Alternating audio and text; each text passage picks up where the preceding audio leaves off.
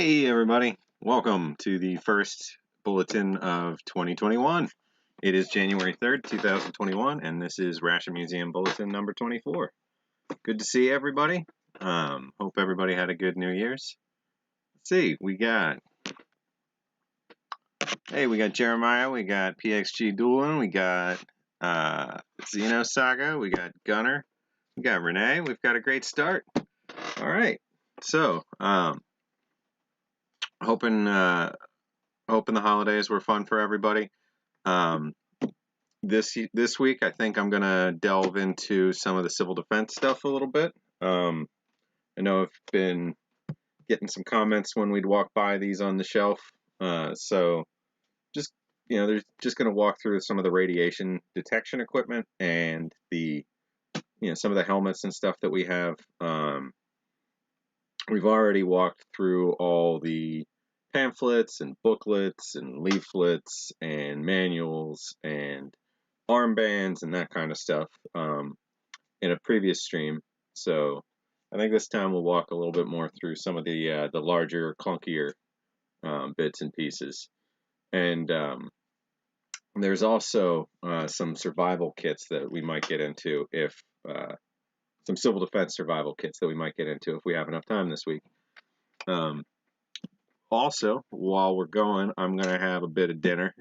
It's something that I've picked up a while back. I want to say I got this from MRE Nation back when he was still selling, when Bob was still selling the components for foreign rations, but this is the only one I have, or the only piece I've ever had, so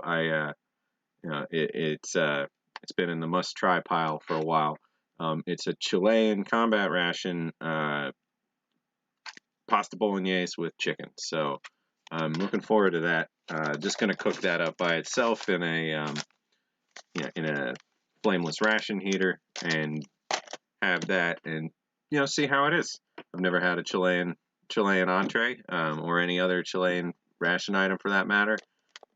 It's expired by just over a year, so I think we'll see. There's no signs at all of anything, and it's got some silly printing on the label that I think we'll all enjoy to read through together.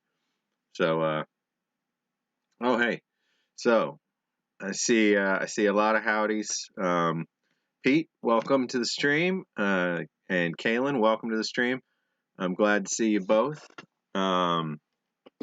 Let's see. Gunner says he's going to try that LRP main later. So, are you talking about the one that I sent you? The that like 82, 83 in the shredded bag. Hey, sweet. I hope you enjoy it. Be careful. Be methodical. Don't just dive in. Make sure you go through the steps and try and make sure it's safe. I think the seal on that one was good and tight, so you should be all right. Enjoy it. Let's see. So, and then I don't want to lose track in terms of the civil defense stuff for tonight.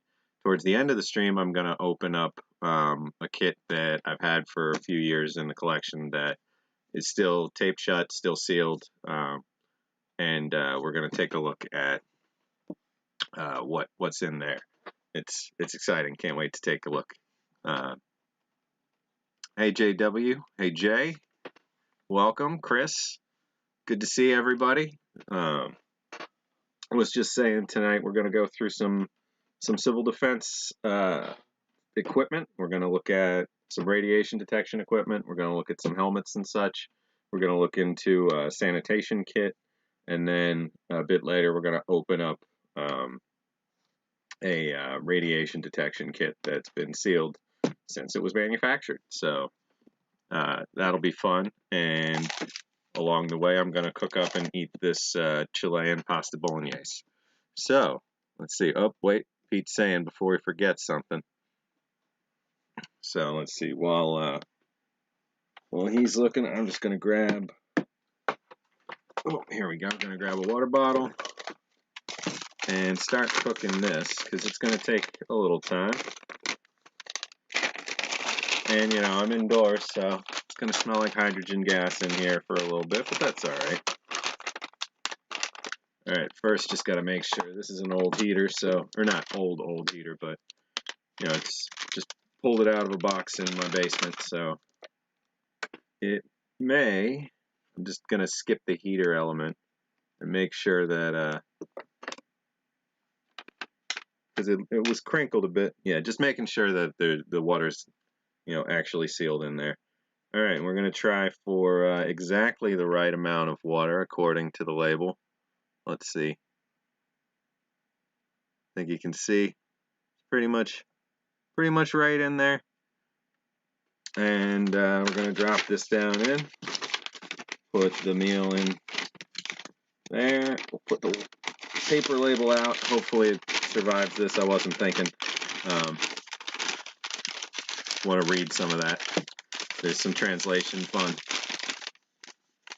Alright, so Pete was saying, before he forgets, let's see. Oh, before he forgets, hi Sean. I thought you were saying something like, hey, before I forget, and then showing me something or telling me something. Got it. Alright. I like to just kind of rotate it around a little bit and just kind of make sure that the water gets into the actual heater element. This one's old, so like I said, it's I want to say this is 2001, so it's going to be a little slow to heat up, but it should still work. I just got to make sure it gets nice and saturated and then gets to dry back out so that there isn't like just liquid sitting there, because that's when it seems to work pretty well. A tiny bit of salt can help kick these into high gear sometimes, but the official, you know, the official U.S. military ones shouldn't really need saline to operate. There's a tiny bit of it inside the, salts inside the cloth portion of this. All right, so this is really kicking up. Wonder if you can hear. Oh wait, let's see. Microphone's not up there. I don't know. Probably not going to be able to hear it.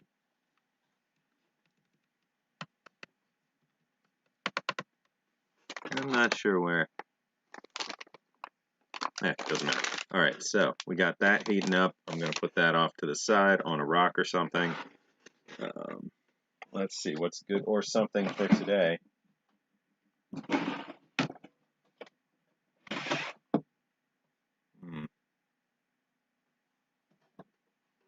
Roll of tape. Just going to fashion it as an or something. I'm going to put this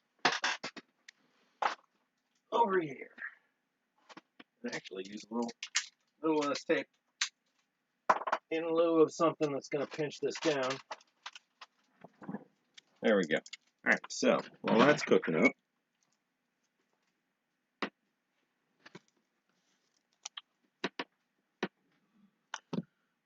let's see. Howdy, Aletha. As well. Sorry about the timing issues. So you're working Sunday nights now? That's not fun. Howdy, Kester's Corner. Good to see you. All right, so let's see. We're gonna. Oh, hey, Old Smoky, welcome. Now it's really a party. Jeff, good to see you as well. All right, so we're gonna start off with something that I've only got one of, so it's, you know, it's a little bit let's see, a little bit interesting. I am hoping to try and track more of these down over time. I don't know. What do you want? Software updates. Let's see. Okay. The phone did one of its forced update and restart. Thankfully, you know, 10 minutes or so before the stream, so no impact there. But it was still running something just now. Do I know when the FRH was first issued with MREs? Off the top of my head, I do not. I would assume early 1980s with one of the thicker Yeah, the thicker variety that had kind of the stiffened uh, filing mix inside of it, but I'm not sure. That's something if anybody in the chat knows and can link to like an operational rations guide, by all means. 1992 or 1993 is the first instances. You know, I used to know a lot of this stuff, but it's been a while. I've got to get my brain going again. Got to get this stuff refreshed. Um, so these were gigantic, gigantic records. They weren't just normal 33 and a third or 45, just 12-inch normal records. These things are, I want to say, closer to 18 inches across or 20 inches across. They probably played at 78, but these are trying to get stars in on promoting the Office of Civil Defense. So they were doing these campaigns, and they would be, very specific in terms of when they were for. So, for instance, you can see here, do not play before February 7th, 1960. So these were going to be, to be released in a series, and in this instance, we've got the Chordettes on one side and Roy Hamilton on the other side. And this one is not to be released or not to be played before February 14th, 1960. So these are, radio station sized long play records.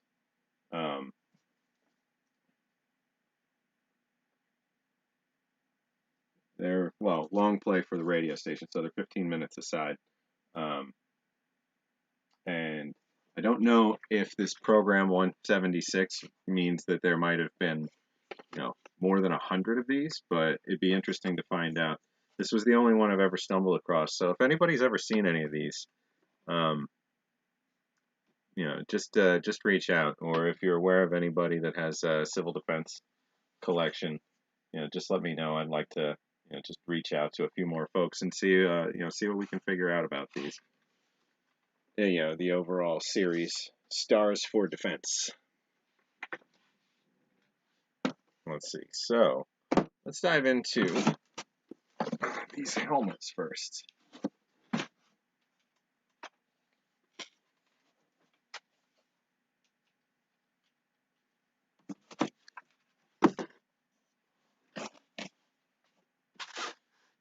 Thanks, Smokey. Yeah.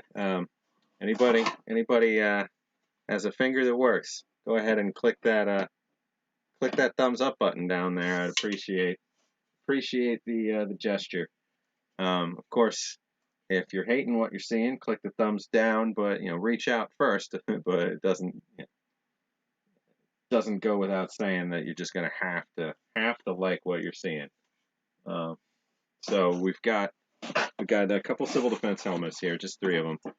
This one is a blackout helmet, so everybody that had a active position was going to be issued a blackout helmet and a standard helmet. So whenever there was an air raid or any blackout conditions, so you would have absolutely no lights on, or you'd have complete light ceiling, around it from the inside of your house to the outside. In terms of there shouldn't be the slightest leakage of light coming out, and cities would practice drills where they'd shut down all the exterior, all the outside lights. They'd turn off the traffic grid, etc. So if there was ever the instance where mainland United States was getting bombed by an enemy, it would be much harder to pinpoint targets within populated areas. So it's easy to spot lit up factories and columns of smoke, and easy to spot buildings when they're bathed in light and they're picked out and laid out for you below. But when everything is the same blanket, nothing, you're far less likely to have an effective bombing campaign. So the Civil Defense Administration, being a civilian means of responding to disasters, had all sorts of blackout-related training, and people that were going to go between buildings, messengers, civil defense messengers, people that were going to be going out and dealing with the actual aftermath of any bombing, so ordnance and demolition, clearance and disposal. Those are two civil defense positions.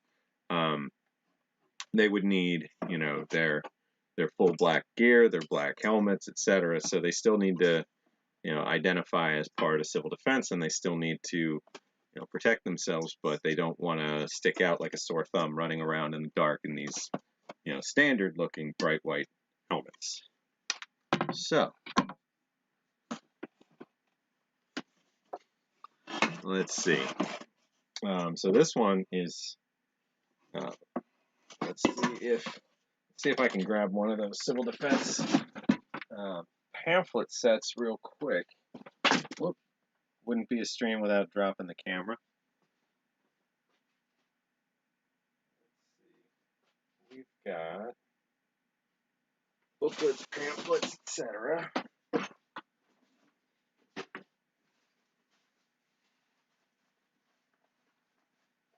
Alright. So, I was looking for these, just civil defense manuals for the different jobs. So, this one is for the helmet you're looking at right there. So this is auxiliary police. So there's, still presumed to be police if, say, your city's getting bombed and civil defense is activated. Police aren't generally going to be volunteers of the Civil Defense Administration. At the same time, they're working in a public service job or in a civil service job as it is. So, your neighbor Tim or your cousin or whoever is auxiliary police, and they're trained to do many of the same duties that police are doing in terms of, at least in this era, of assisting the public and disseminating information and controlling flow of people and traffic, etc. in situations that need more than just the existing police. Hey, Sunshine, welcome. Good to see you. Good to see you, Ben, and everybody else that's joining. Quint, good to see you as well. So the auxiliary police are identified by this shield symbol, and that's this particular helmet, though not in the best shape, but this is what I've got. This would be one of theirs. So if you saw somebody going around with that symbol on, you would know what their job was. This next one, let's see. Next one is, I believe, something to do with air raids. Let's see. Sorry about that. I'll try not to knock the camera all over the place. Let's see. So we've got rescue squads. We've got messengers. And I don't have a book for every position, unfortunately. But I believe I might have one of these. We've got auxiliary firemen.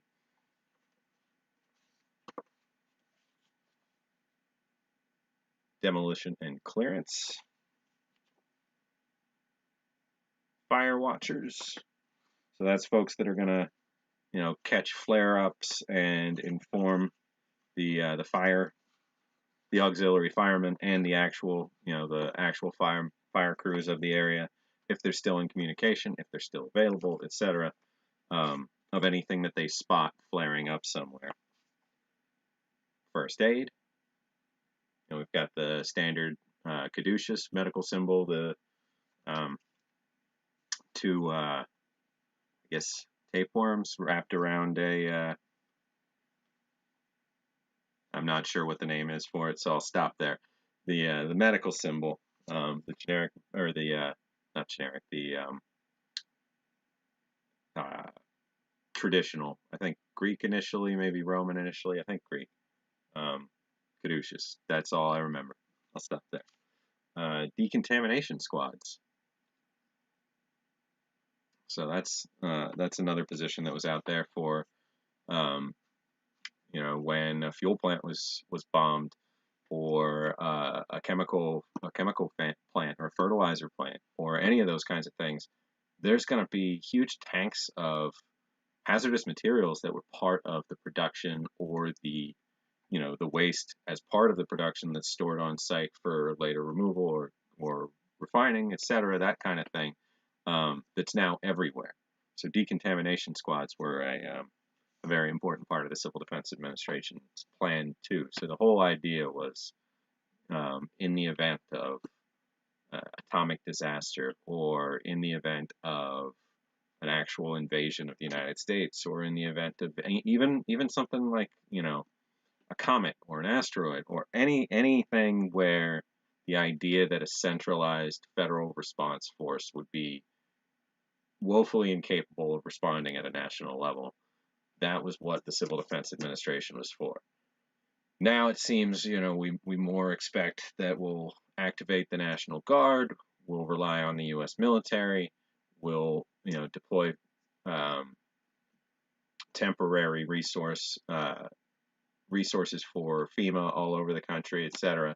But part of me just feels we would have been better off continuing the Civil Defense Administration in the long run, and continuing to ingrain that concept of self-reliance in the U.S. people. But I've been holding on to this just because we got to it, but and I wanted to keep talking there for a bit before I switch topics. But air raid wardens, that's what this helmet is. So each of these handbooks had some of the same stuff. They all had some of the same first aid training. They all had, so let's just walk through one of these as an example there.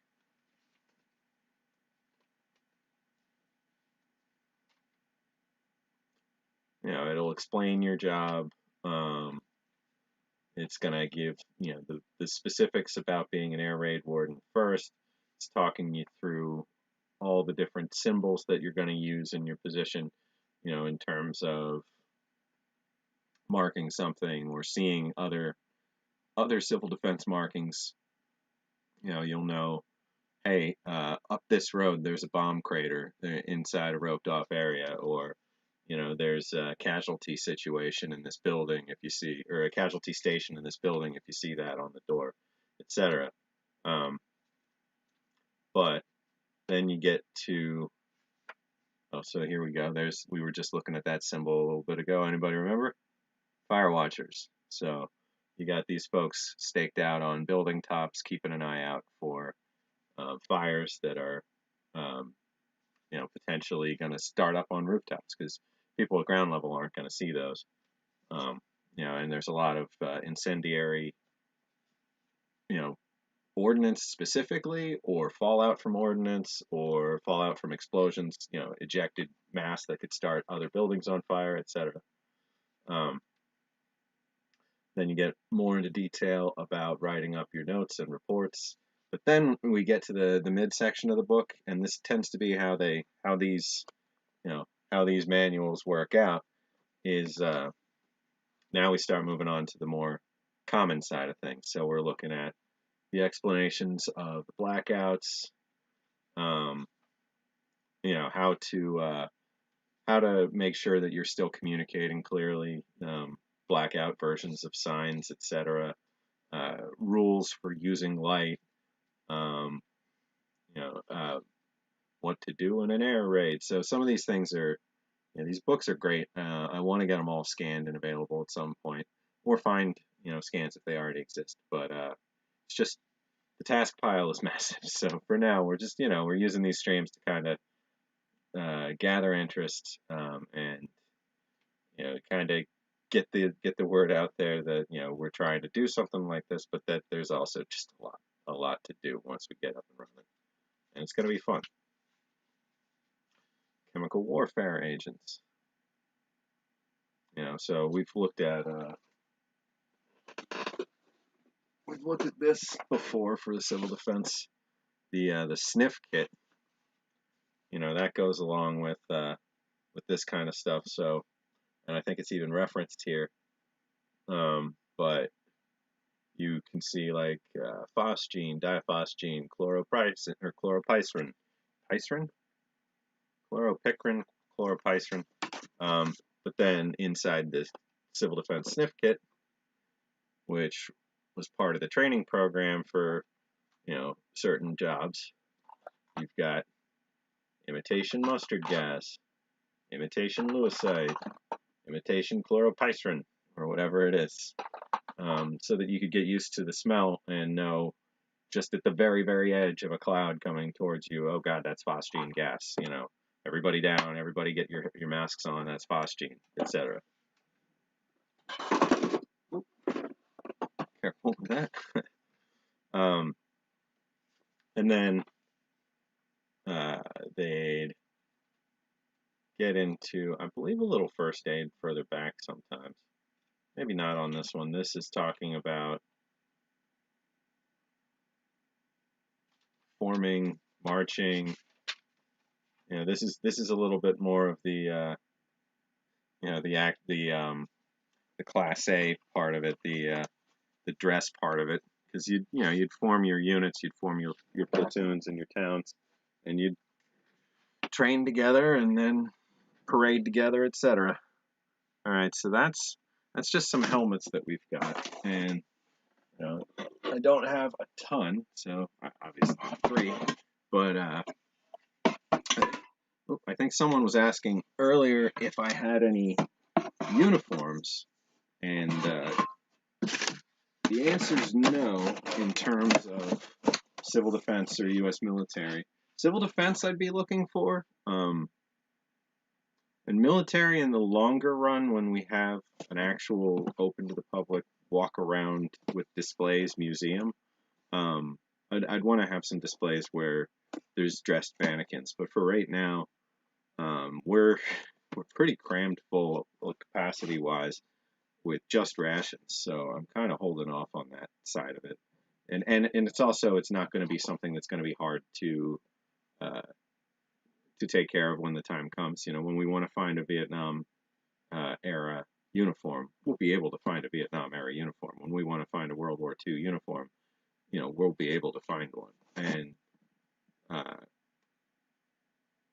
whereas with some of these rations that have been coming up, at least the ones that I've been jumping on this past year and just wasn't able to pass up, they're more along the lines of that's it, that's your one chance, are you going to get it or not? And I know I'm probably being over dramatic with some of that, but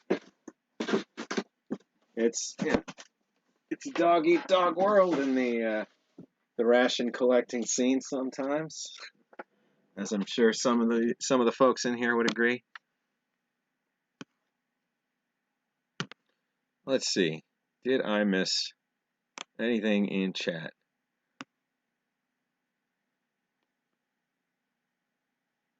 Gail was saying if patterns could be found for the civil defense uniforms, they could be reproduced. I know there are some out there, not the patterns themselves, that'd be nice, but I know there are uniforms out there. I've been tempted to pick one up a few times, but when they're pretty rare and somebody puts one up and you have no idea like what the next one will sell for, it's not really the best time to buy something, especially if you have reason to believe that more will come about.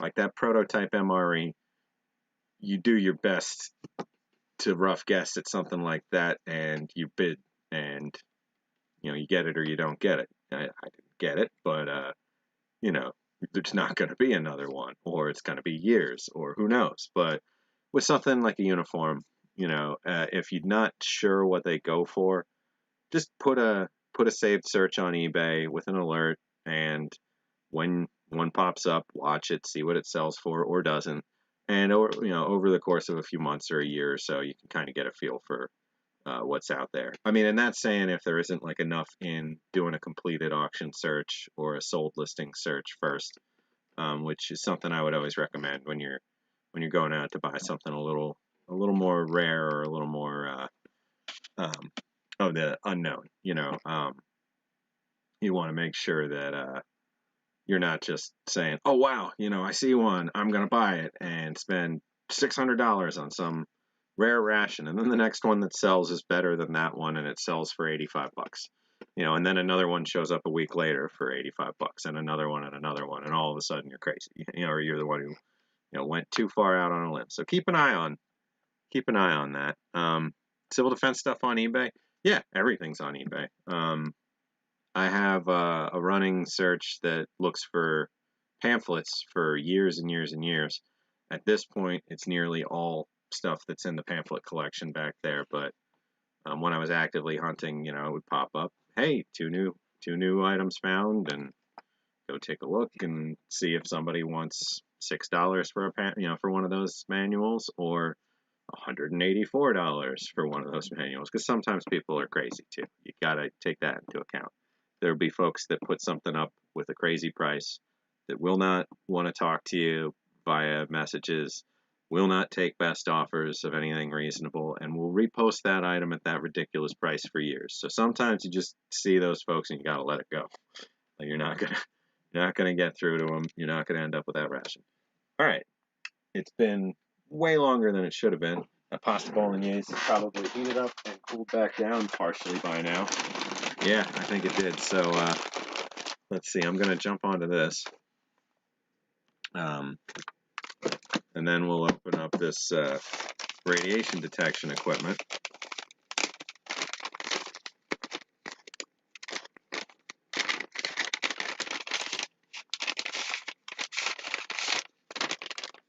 Yeah, there's a lot of British and a lot of Canadian civil defense stuff out there too.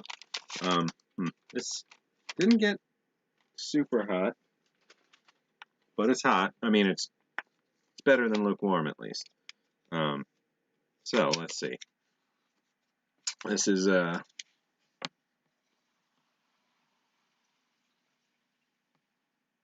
pasta con salsa bolognese de pollo. So pasta bolognese with chicken.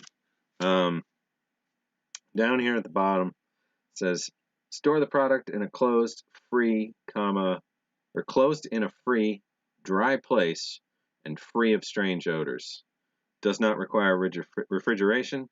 Once opened, refrigerate and consume within 24 hours. I just thought the closed in a free, dry place, like, do not store this in a prison. Do not store this in a a camp or something, but only in a free place.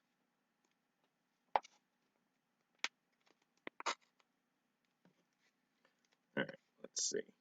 It's an interesting tear. Really thick kind of package. Take just a little tiny taste first. So let me flip to this. The edge of the package turned very, very like bright white when it tore. It's probably not very clear at all there, but very, very hefty pull was needed to open that up. So that's good. You know, this would be definitely sturdy enough to use as a bowl, or as a you could eat directly out of this, I guess is what I'm saying. So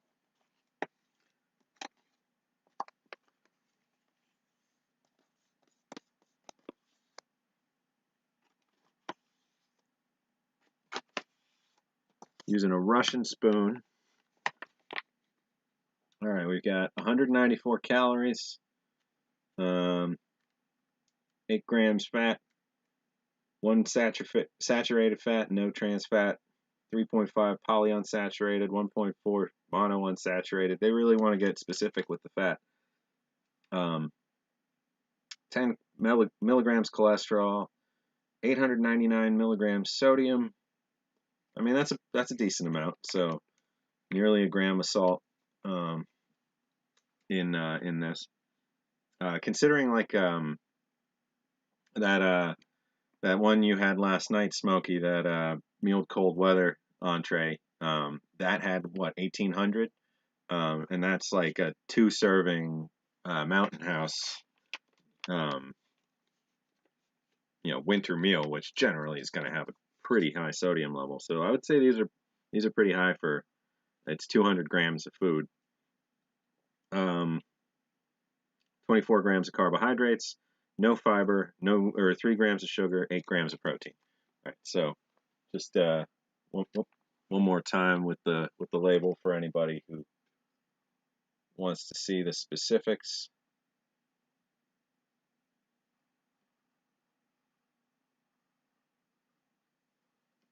And that's the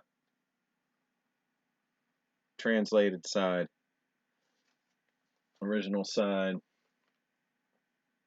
So this was made in November 2017, Best by November 2019. Product of Chile. So let's see. This is looking pretty good. It heated back up all right. Not perfect, but certainly well enough. You can see a little bit of oil on there, so it's not all congealed or anything. Oh, so let me grab a paper towel before it's too late.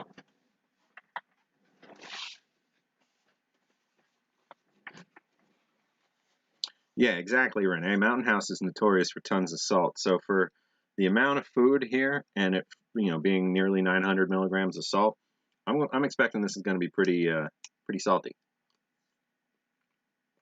It's pretty salty.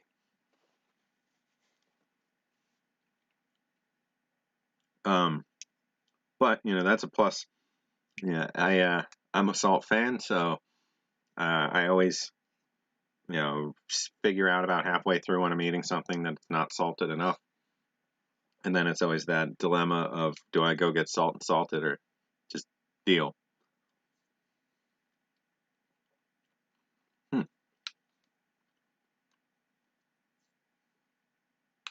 I mean, it's definitely much better than any canned pasta with red sauce and meatballs I've had in a while.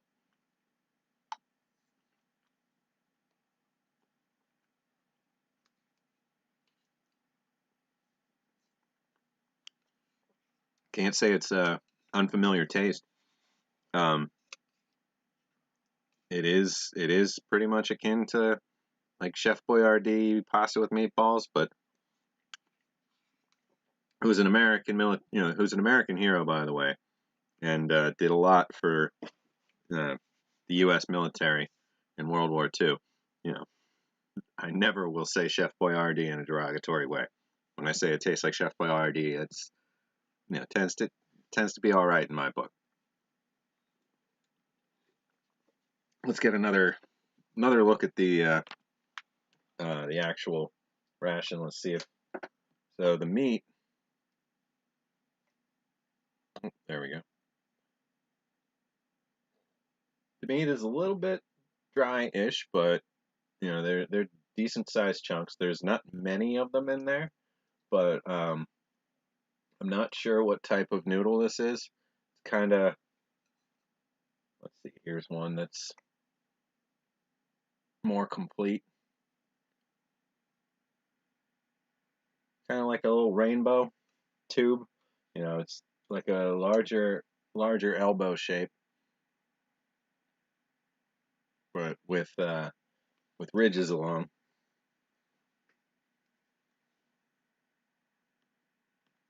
Now I think I have like just a mild nightshades allergy, which I mean I guess a lot of folks do. And tomatoes are in the nightshades family, so I always get a little bit of an itch on my face when I eat any tomato products, but it's never been enough to care about. So just excuse if I'm a little scratchier than normal while I'm eating this. I already feel a little bit, and if it's if I just take a tomato and just eat it, which I enjoy doing, Um, I can actually, like, my lips will have kind of a burn to it, and my mouth will have kind of a tingle to it. It's just, you know, body reacting a little bit to something in the nightshade family, but not enough to consider it like a full-on, allergic reaction.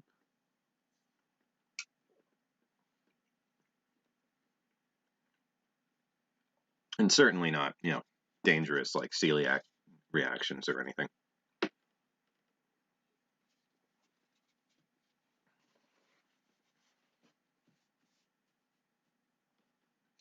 Yeah, yeah, Smokey. Smokey says Chef Boyardee was a straight up legend in World War II. He certainly is.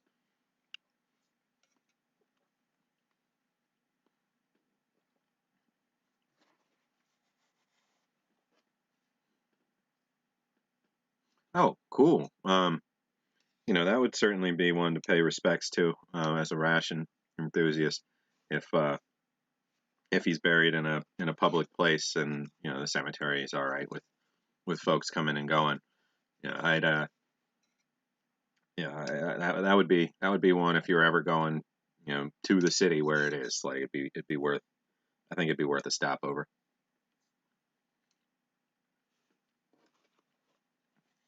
Wait, what did I miss? How to defeat zombie shot?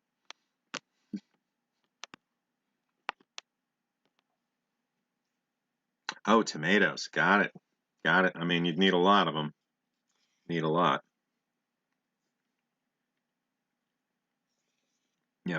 I have a feeling Zombie Sean would care even less than I do, and I don't know. Okay, that is Dunzy Dunzo. That's not a thing people say. Apologies. That is Dunzo. All right. I'm really happy with that. Yeah, I've got that. I've got that like numbness on my lips from it, just a little tiny bit.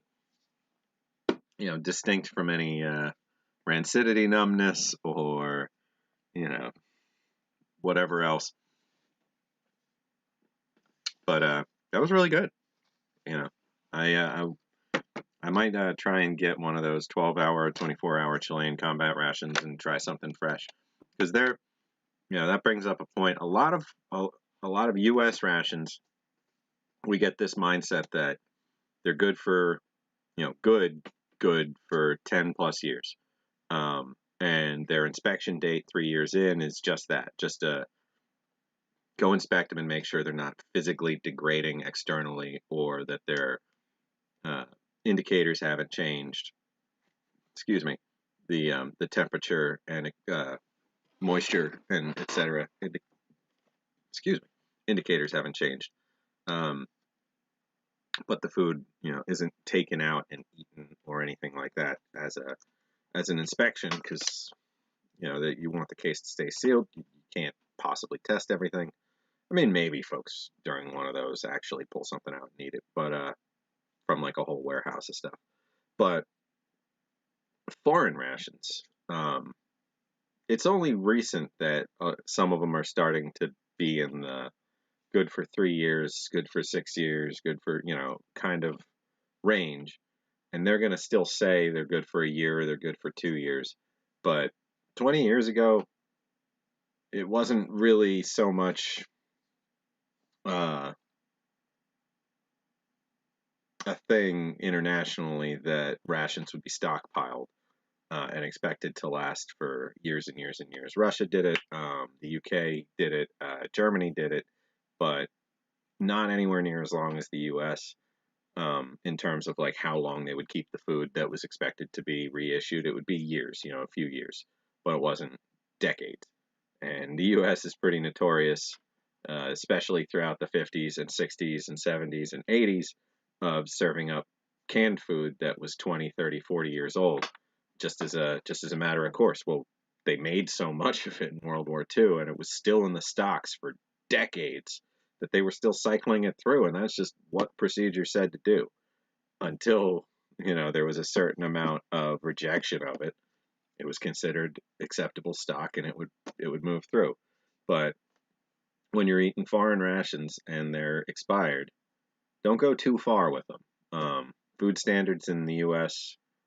In terms of long-term preservation are pretty darn good compared to a lot of the rest of the world. And we can thank the military for a lot of that. But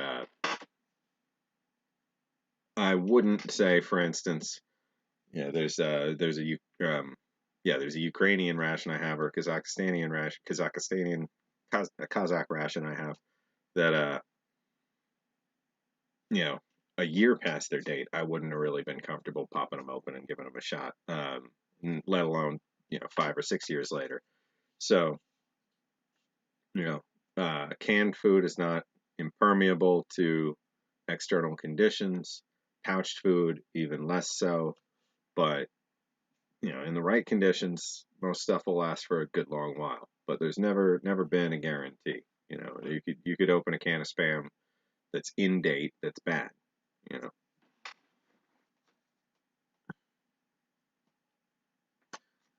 Let's see. Well, Renee says her nephew is allergic to nightshade, but takes Benadryl before consuming it. That's dedication right there. I don't have anything allergy-wise that I'm aware of that goes that far. Benadryl to me was always just a sleep aid. Like in an extreme situation, not even once a year, but back in the day, like if you really needed something to help fall asleep for something on a trip or before a trip, I don't know, but Benadryl just knocked me out. And I'm sure I've taken it for allergies and had the side effect of just immediately needing to go to sleep anyway. But I mean, or more for like hay fever or something, like not allergies. Kaylin says, looking forward to a salmon paella. Ooh, that sounds good. Let's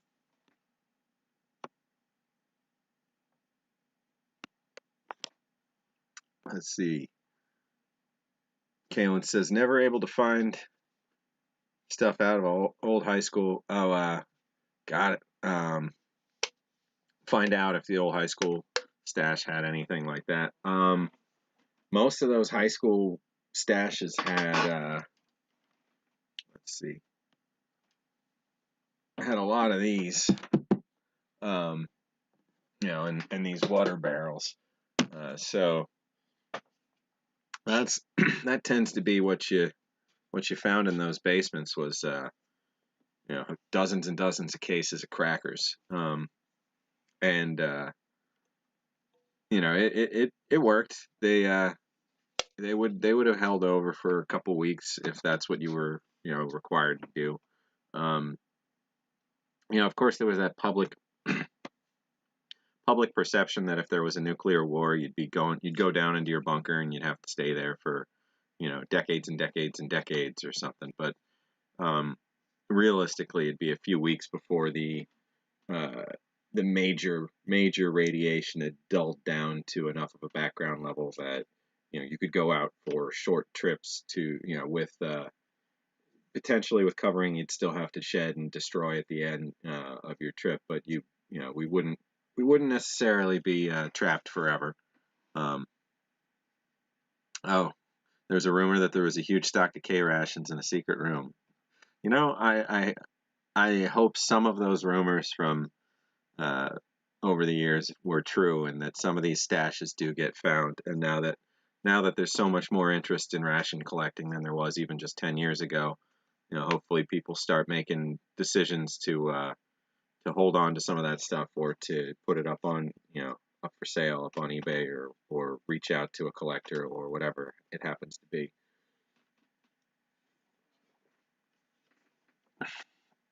All right, so let's see. We're gonna move on to some radiation detection equipment. All right, so let me get this bowl out of the way.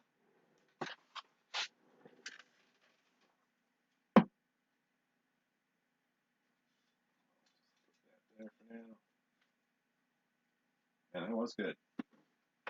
Gotta say, definitely pleased with the pasta bolognese. And I don't even know if I'm saying that right. I don't care at this point. So, don't tell me if it's wrong.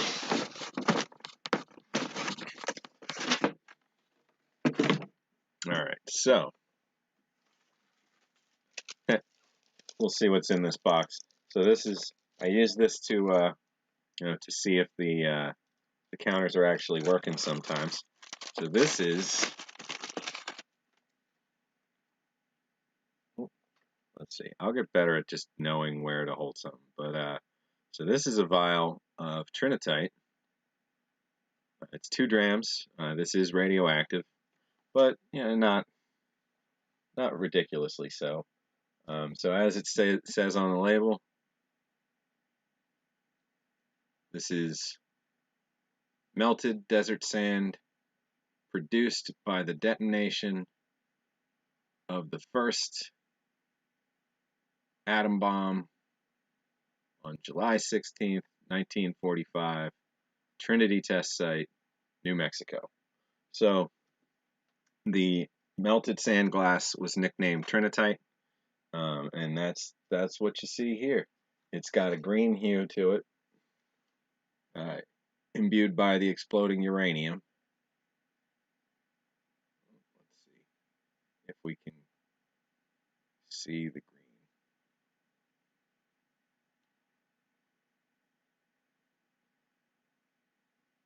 Yep, looks a little, you can see that it's green, I think.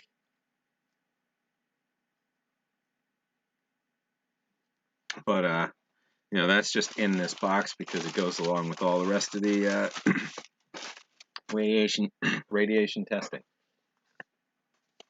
We've got a manual for a CDV 717 survey meter. So this was the first one that I picked up. The 717 in particular is interesting because it's got this separate section that separates on the bottom that is a ion cloud chamber. Let's see if they talk about that in here. Here we go. So there is a spool in there, and you pop the bottom off and spool out the cable, and you could plug it back into the bottom of the upper portion. So held together with the spool in the compartment, this little port is plugged directly into this port, just by means of it sitting on top of it, and they're plugging together. But then you could take it apart and you could run the cable between. And the purpose of that was so that you could be down in your shelter with a gauge on the wall for monitoring. You'd flip it on, you'd run your test, you'd flip it back off, conserve your power for monitoring the conditions on the surface without having to go up there all the time with your meter. So, howdy Tracy, welcome. Let's see. So yeah, crackers and hard candy, and biscuits. Thicker crackers. That was pretty much the civil defense staple. So this was a waterproof, weatherproof bag for the portion that you'd put outdoors if it was going to go somewhere with inclement weather. So you would put your meter in here, and then you'd bunch this as best you could and tie it up with your cord and try and keep your equipment dry. For right now, I have stored inside here a bunch of radiation detection dosimeters, which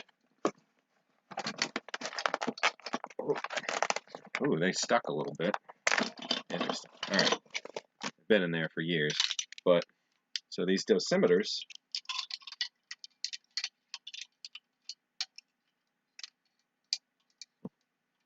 Here we go. These are resettable radiation detection gear. One of the most practical things that you could have working in the Civil Defense Administration or working with whenever you'd go out to respond to something. Oh, well, that's a shame. That's where it's stuck. Oh, that is a shame. Well, this is what it should look like. And well, I won't be putting these back in that bag. These are the mistakes that amateur like myself make. I'll have to find another 742 that's not a great example anymore. But sorry to get derailed there. The idea was there is a port on the bottom of these that is the same on the bottoms of all of these, and this port was attached to a piece of equipment that I should have in here. We'll see. That you could set these back to zero exposure, and anytime I'd rather not misspeak, so I can't recall exactly the type of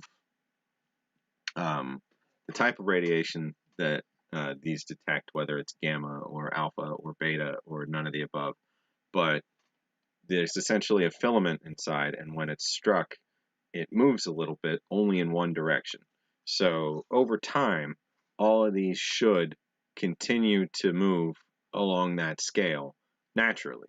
They're going to be exposed to radiation like all of us all the time. Just a tiny amount. That's what we call background radiation. So when you're exposed to something more than background radiation, like a leak or the aftermath of a weapon, something to that effect, this is going to move a lot faster. And the measurement on here versus the time it took to get to that point is how you figure out what your overall exposure was, and how concerned you need to be. So that bag was not good for these. Such a shame. Just looking at this, got a little smushed on the side there, and it doesn't look like it's just something on the surface. It looks like it happened to them. Strange. Oh, have a good one, Zeno. Oh, wait, or JW. Have a good one, JW. Let's see. So you'd have this clipped, to your shirt, in your pocket, etc., and you'd take regular readings, and that would help clue in about what your exposure level was, danger-wise.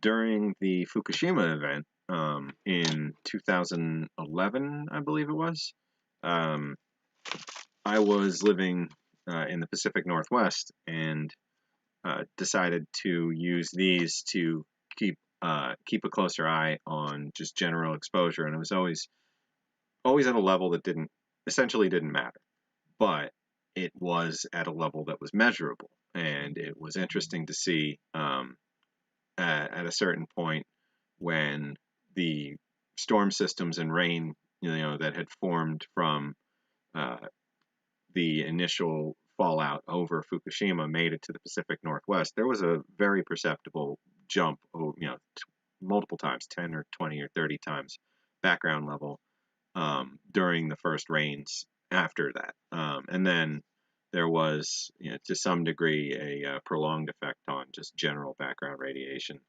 that lasted for a good part of that year while, there was efforts to contain what had happened over there. But it was always, but in the end, the actual exposure measured against something like an X-ray or an international flight or anything like that is pretty minimal. So we have a lot of exposure to radiation in our day-to-day that we don't tend to freak out about. So it wouldn't have made sense to get too frightened over that. It was just interesting to measure and watch. So let's see. Here is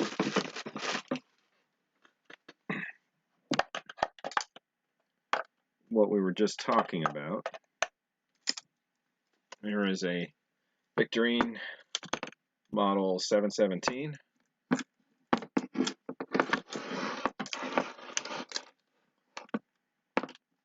this is a ion chamber detector. So this will not detect the same exact type of radiation as a Geiger counter, because this uses an ion chamber down here to detect the bombardment of radioactive particles flying around.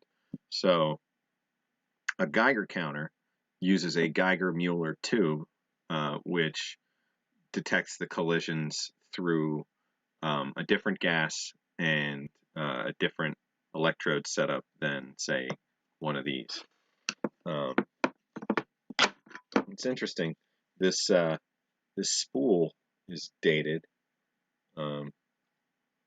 Looks like June or January 13th, 1960 something.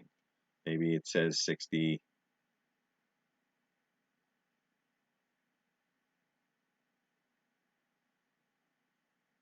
No, it might be 60. It might be 62. It's hard to tell. But so you would be able to have, let's see, top and bottom mated, just without excuse me, sorry there, without that cord involved at all. Or you could take this, put it inside this, and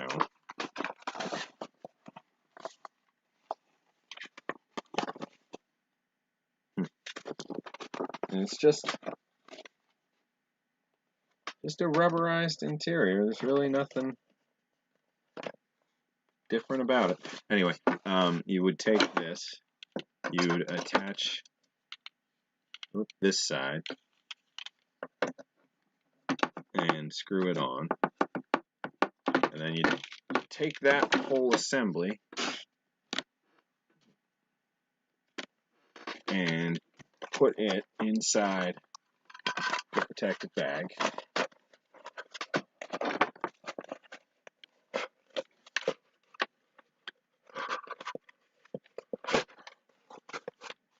And then tie this bag up around the end.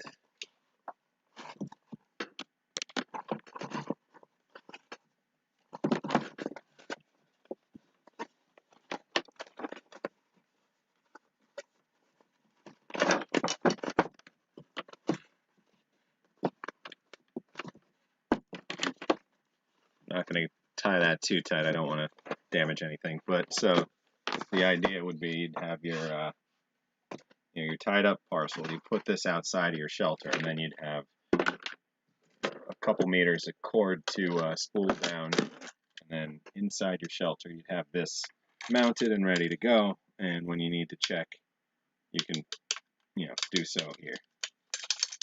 So you can take a look inside.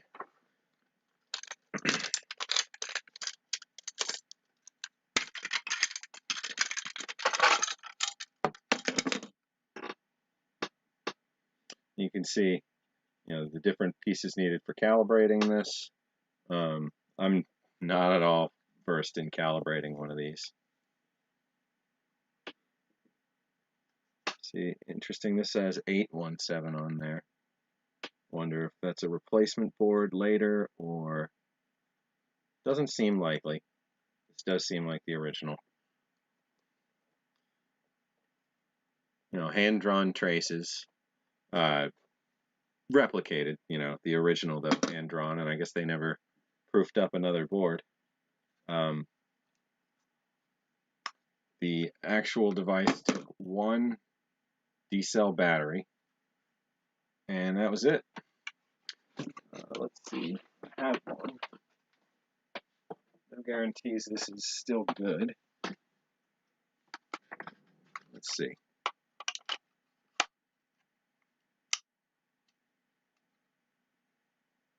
Oh, hey, thanks for that recommendation, folks. Smokey. I need to think of stuff like that too. I am working towards getting more of a following and trying to figure out how to get the word out a little better.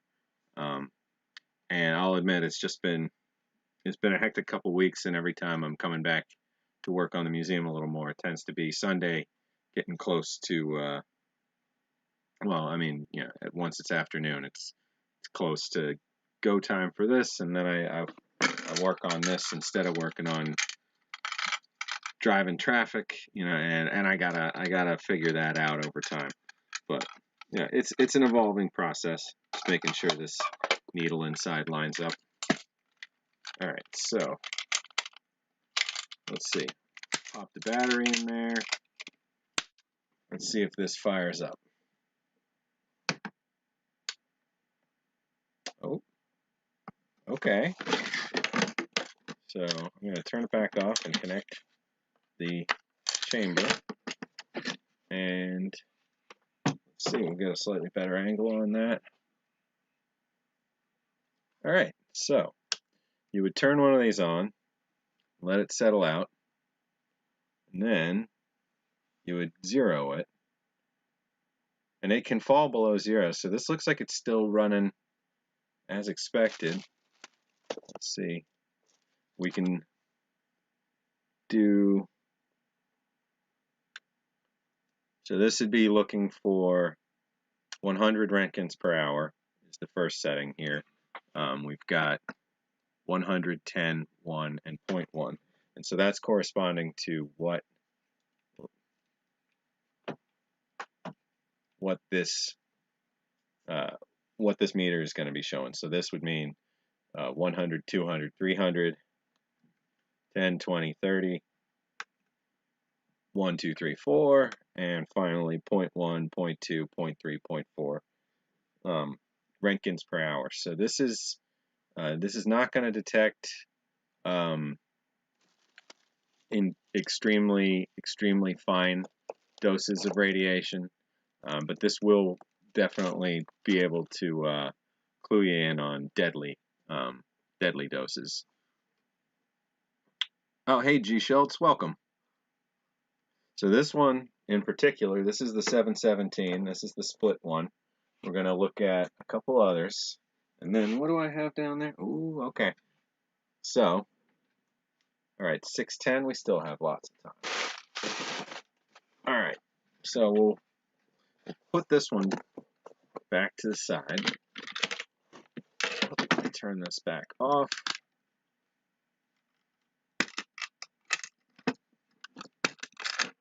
Take the battery out. Never, ever, ever store one of these with a battery in it.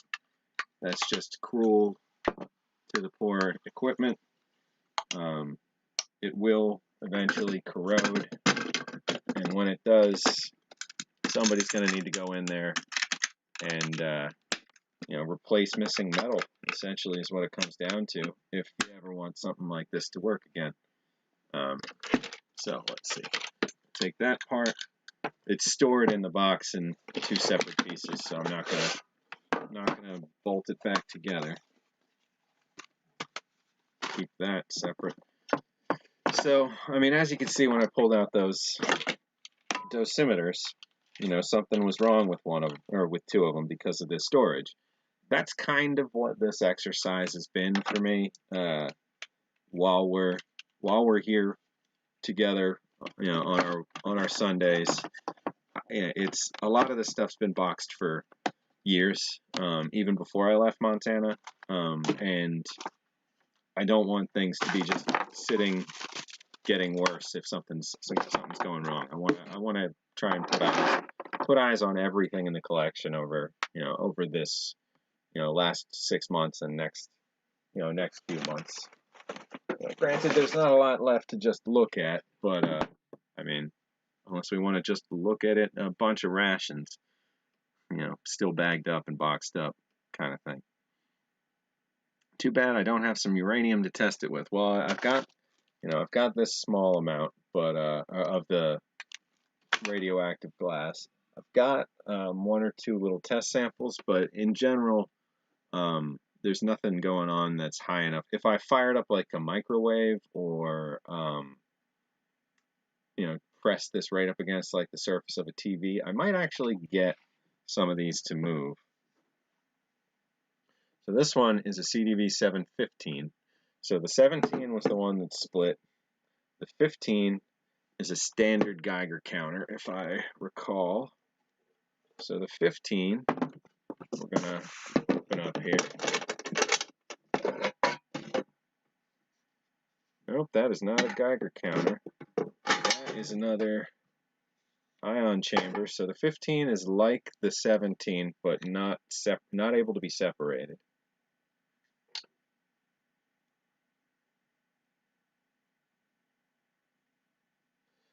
The battery pack on that is interesting. Looks like ABS. It doesn't look like Bakelite. So this is a inspection stamp, February 21st, 1977. Inside it,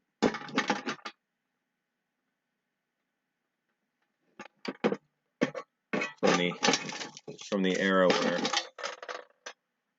schematics came with electronics, because you would want to have the ability to repair it yourself. Go figure.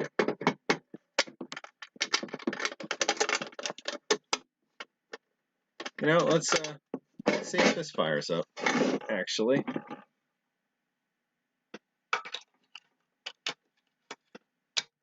Now that we know that battery's alright.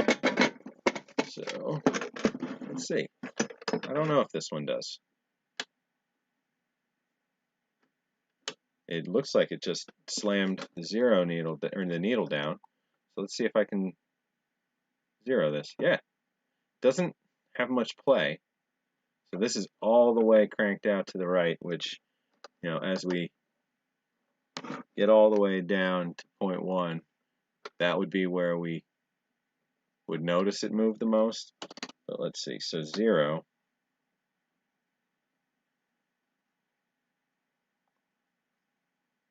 Just want to get that right about there. And then we can see if this picks anything up.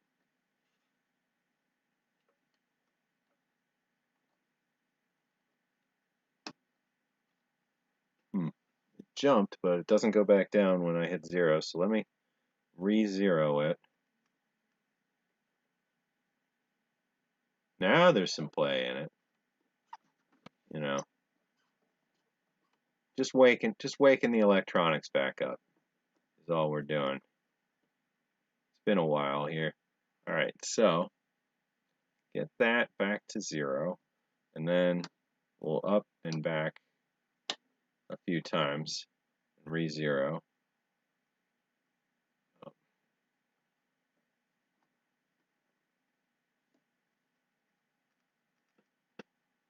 All right. Now, if I crank all the way, I see about half of one notch, but that seems to be about where it stays. I don't know that I would consider this one dialed in and ready for use. I would think it needs some additional calibration. If it can't hold its 0. I mean, I'd be more worried if it... No, I don't know. I was going to make a bad joke. Let's just not. So this one's neat. This is not a Victorine. This was made by the Jordan Electronics Company. So it's a copy of the Victorine 710. So this is an older 50s style civil defense Geiger counter. It is, or maybe this is another ion chamber. Let me just double check. So there's scintillators, radiacs, ion chambers, and Geiger counters, and they all function somewhat different. This looks like another ion chamber. This can is rusty though, and I don't know what comes out of those, so I'm gonna keep my hands off. There is a smell of electronics, corrosion. Here's the battery holder, very simplistic. Just those two terminals. You see one on each side. You just pop a battery in between them. I'm not going to do it on this one because I see all this corrosion. There's a calibration screw right there. This is the standoff against the bottom so that it's not just hanging in there. Not sure why you would need it to be adjustable, but I guess over time things could shrink or expand.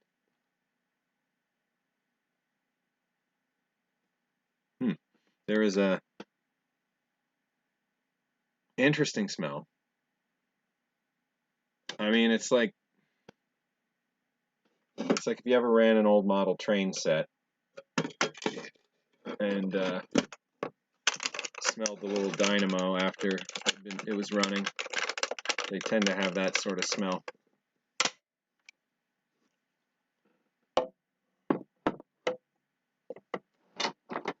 Wait, what happened? I'm just looking at the chat. Oh, the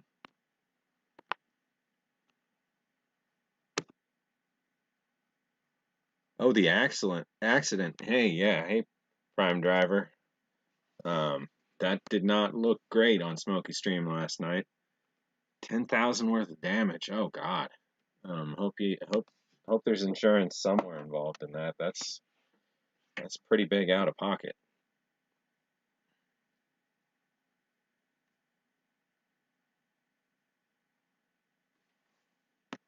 What about 3 Mile Island? Oh, Philly isn't far from 3 Mile Island. Well, I mean, 2.5 hours or something. It's not right around the corner, but it's certainly not on the moon or anything, I guess, by comparison.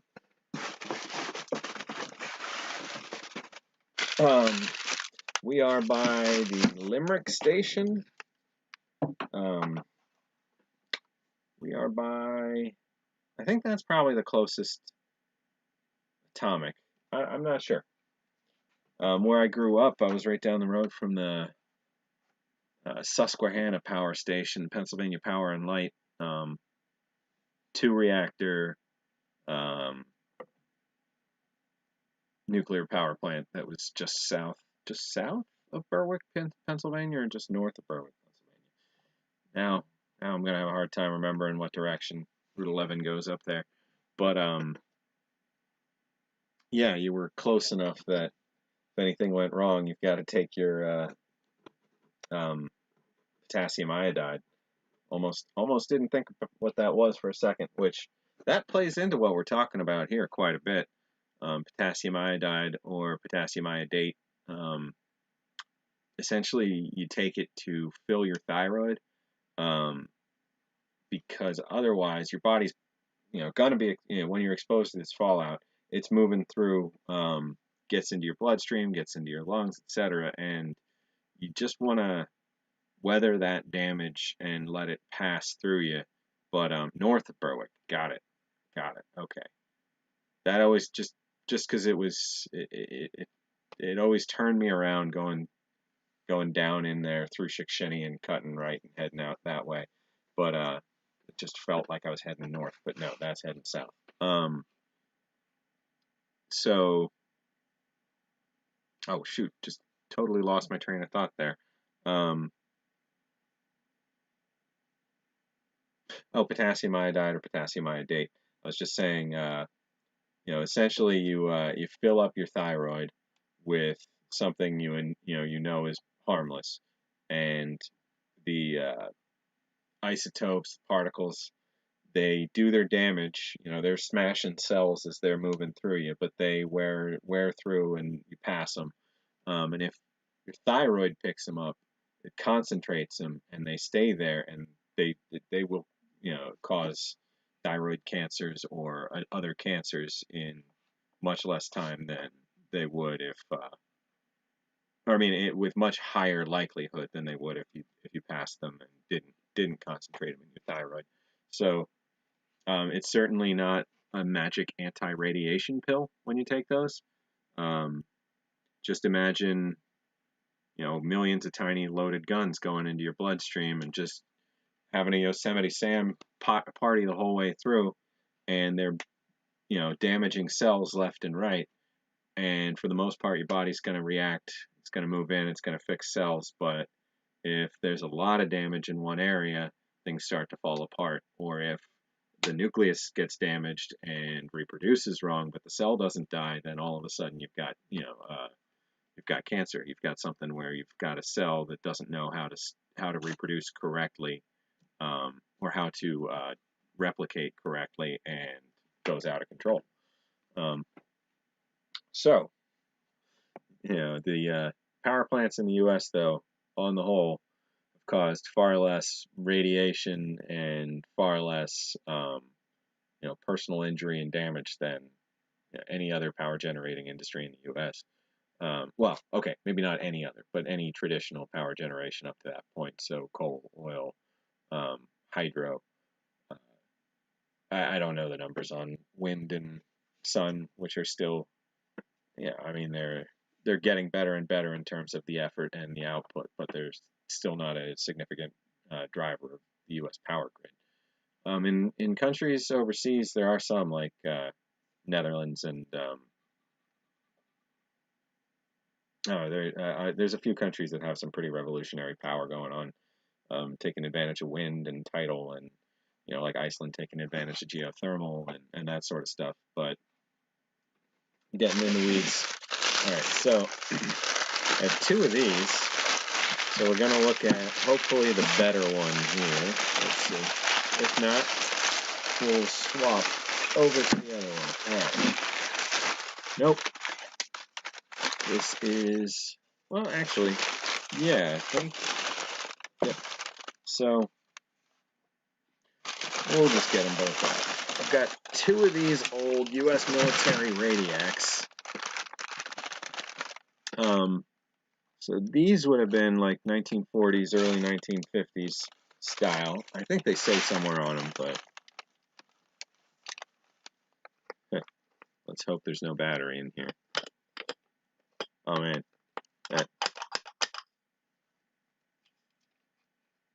that's more like Bakelite. Well, let's see. Can't tell. No, that's metal. That is metal. So, big old D battery goes into one of these, and there's the face of it. But that's what it should look like. That's what it should look like with all of its gear in place. This is the speaker, I believe. And this is just like a blackout shield, kind of keeps it from, or to kind of shield the sun maybe. So you've got your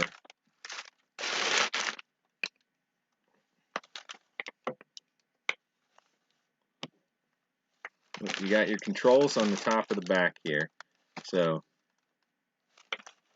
let's look at the plate for the one where, let's see, the plate was clear and readable. Not all over the place right now.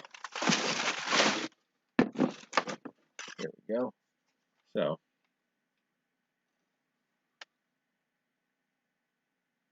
radiac meter.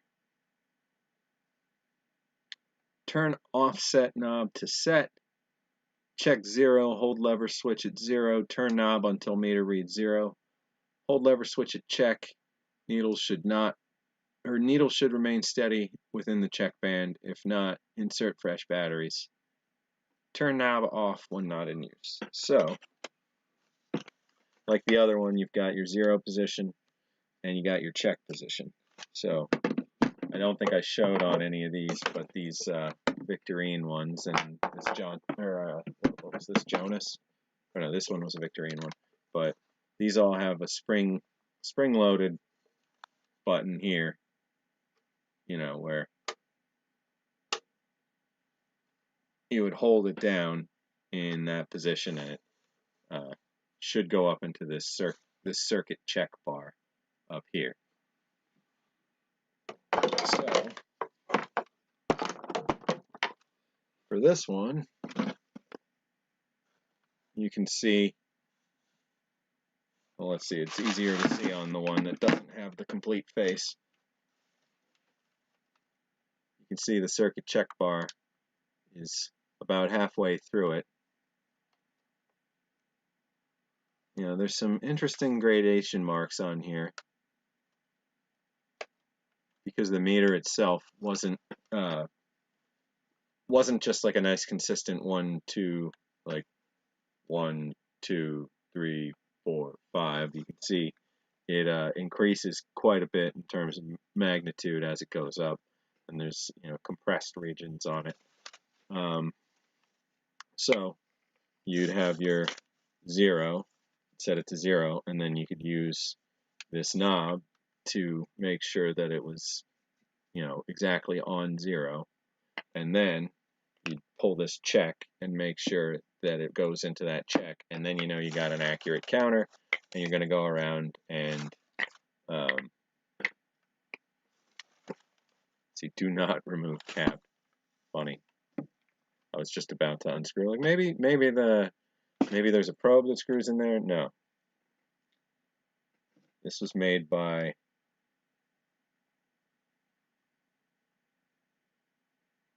the Nuclear Corporation of America. Interesting. And with these really old ones, I'm not going to pop a battery in just in case I cause some harm. All we'd really see is a meter potentially moving a little bit, but I don't want to risk damaging them just for the the sake of that. But I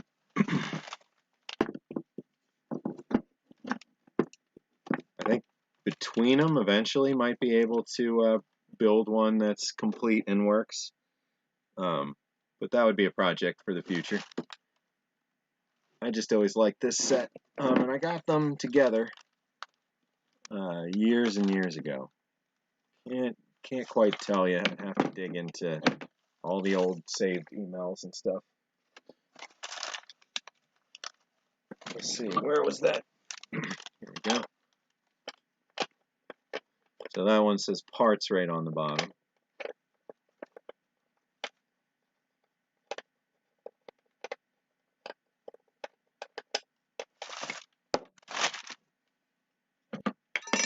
Oh, that's right, that plate. Just going to double check that there isn't a battery in this one either. Love that military stenciling.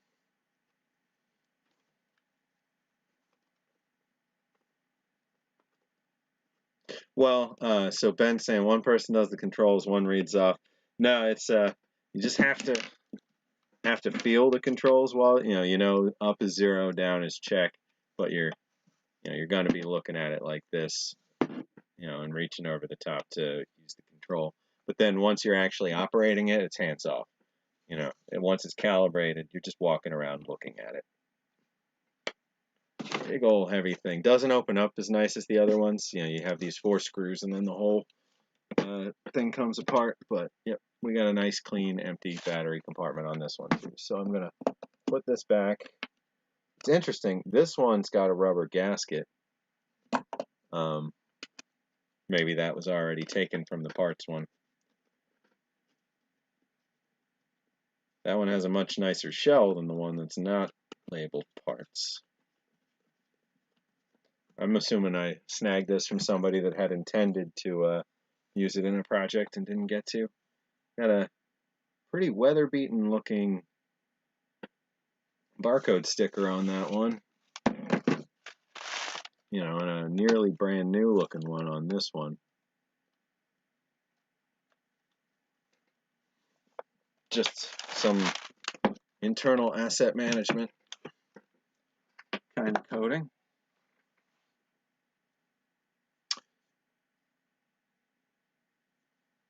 Oh, wow. Tim says he had thyroid cancer in 1993, potentially as a result to fallout from 60s testing. That's crazy. I guess since it's 27 years later, you had a good outcome. But yeah, we not just the United States, but particularly the United States, Russia, and France. With France being one of the most prolific overall, tested quite a few atomic devices and changed the makeup of the atmosphere, changed the makeup of the planet, changed the general,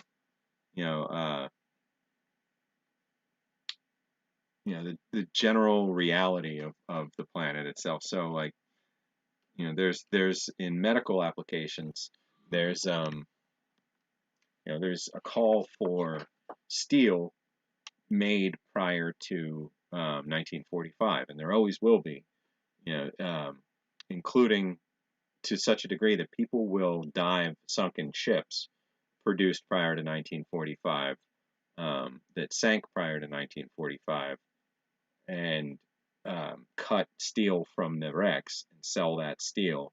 And it's a known thing. It's not like an underground scrapper kind of thing. People will, get the permission they need to go out and do this on certain wrecks. Um, and the reason that they need that for medical applications is when they're building these incredibly specific uh, instruments for, things that could be thrown off by radiation, or that it involve, detecting radiation, or any of these kinds of applications. Um, the tiniest bit of radiation in the equipment itself would, make everything, uh, would throw the results off enough that it wouldn't be usable. So they need this older metal because there is a certain amount of radioactivity and certain isotopes of um, different uh, different compounds that are just in all steel today, just just by virtue of the process it takes to make it, needing to move so much air, and that air, even when incredibly well filtered, is going to contain some level of radioactivity from all this testing. So, and we're talking thousands of atomic devices have been detonated in the last century. Um, Thousands and thousands of atomic devices, not just out in the middle of the ocean with giant bombs, but small bombs, medium bombs, airborne bombs, underwater bombs, underground bombs, mountain bombs, everything. And like I said, France is one of the ones that just, you know, they did over 1,000 tests themselves, if I recall. But yeah, that has had an effect on us, and there's going to be, there's going to be all kinds of cases where the actual result of it, the actual medical results of it in people, aren't directly attributed to it because it just wasn't tracked like that. So for instance, like Chernobyl had so many direct casualties, so many within a few months casualties, but then the number of folks that uh, got cancer from it, or had long-term uh, problems from it, that are still alive today, that died 20 years later, that died 30 years later. That's just so hard to put a number on. It's there's just giant bands of estimation on that kind of stuff. Um, oh, Gunnar, I'm not. I think you were here when I was talking about uniforms. In general, like, I'm not too worried about when we get to the point where we need them, that we'll be able to find them.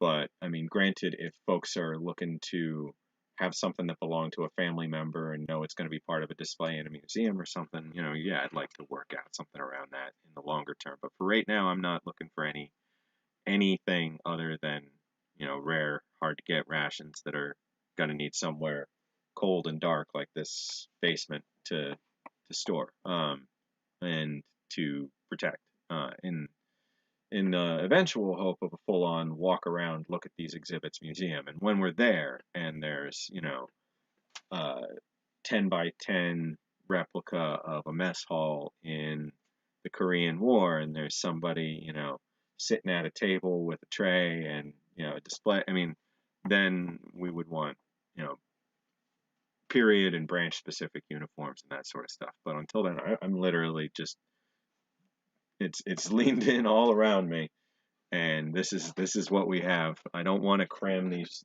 aisles full, while we're here. The fact that, like, everything is stored in a way that it's not getting crushed or crammed together, and everything has a little more breathing room. I like that. So for 2021, I think one of our goals should be to expand into maybe one more room in here, and get a little more storage space and a little more work with the item space. Because like right now I've got this desk in here, and that's it.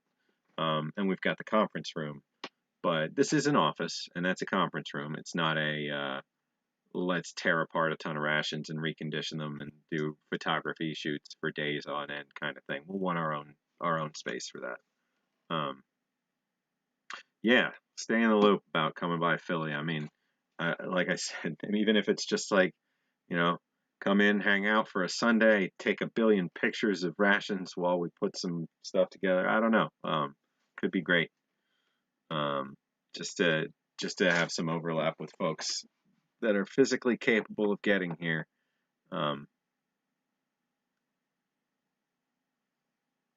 yeah, and going back to what Tim was saying about the fallout and concentration and that kind of stuff from the tests, it it was, eventually figured out that, the winds in North America and um, in, globally, they all have their pockets where um, certain higher concentrations of mixed air end up. And when we're talking about fallout paths, those areas tend to be where some fallout from any northern hemisphere event or western hemisphere event can get concentrated. I'm not personally familiar with where those pockets are around the country, but I have seen those kinds of maps. And Tim was saying that south central Iowa in particular is one of those regions where there's considerable concentration of fallout. Hey Corey, welcome to the stream. I don't think I got to say hi yet. Would I notice stuff missing? Oh, come on. Any of the stuff you see right there, maybe?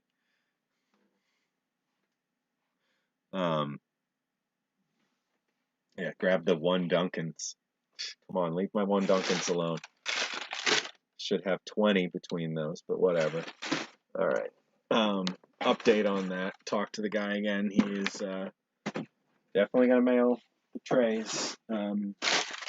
He's bogged down with New Year's stuff, so this week for sure. We'll see.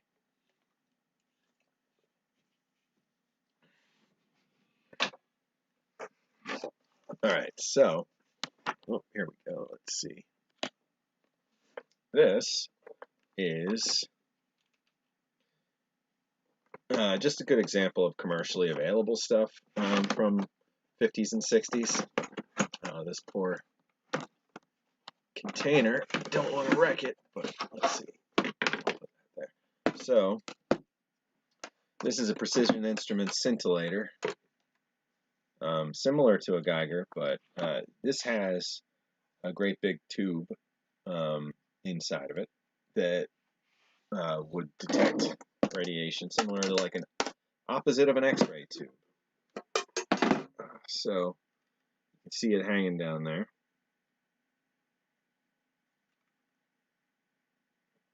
It's like a TV tube, and the Geiger counters had a smaller version, or a Geiger tube is a little smaller than all of this, but you can see it's like a TV tube in the back.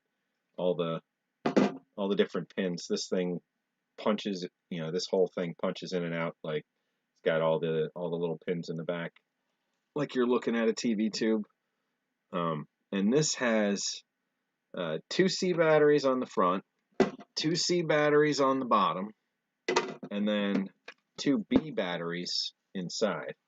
What's a B battery, you ask? Well, B batteries didn't have a set voltage, whereas the A batteries are all, and A, C, and D are all 1.5 volt batteries. A, double A, triple A, quadruple A are all the same voltage and different amp hours. The C and D batteries are much higher amp hours, but also 1.5 volt. But then these B batteries, these had all kinds of voltages. This particular one is 45, and these are like a deck of cards, kind of, like in terms of size. And this, these are dead, but I really liked I really like these, so I didn't get rid of the dead batteries. You can see there's a manually wired in 22.5 volt battery over here, which is another neat one. It's the shape of a 9 volt. Actually, I'm not sure. No, I think that is stuck there.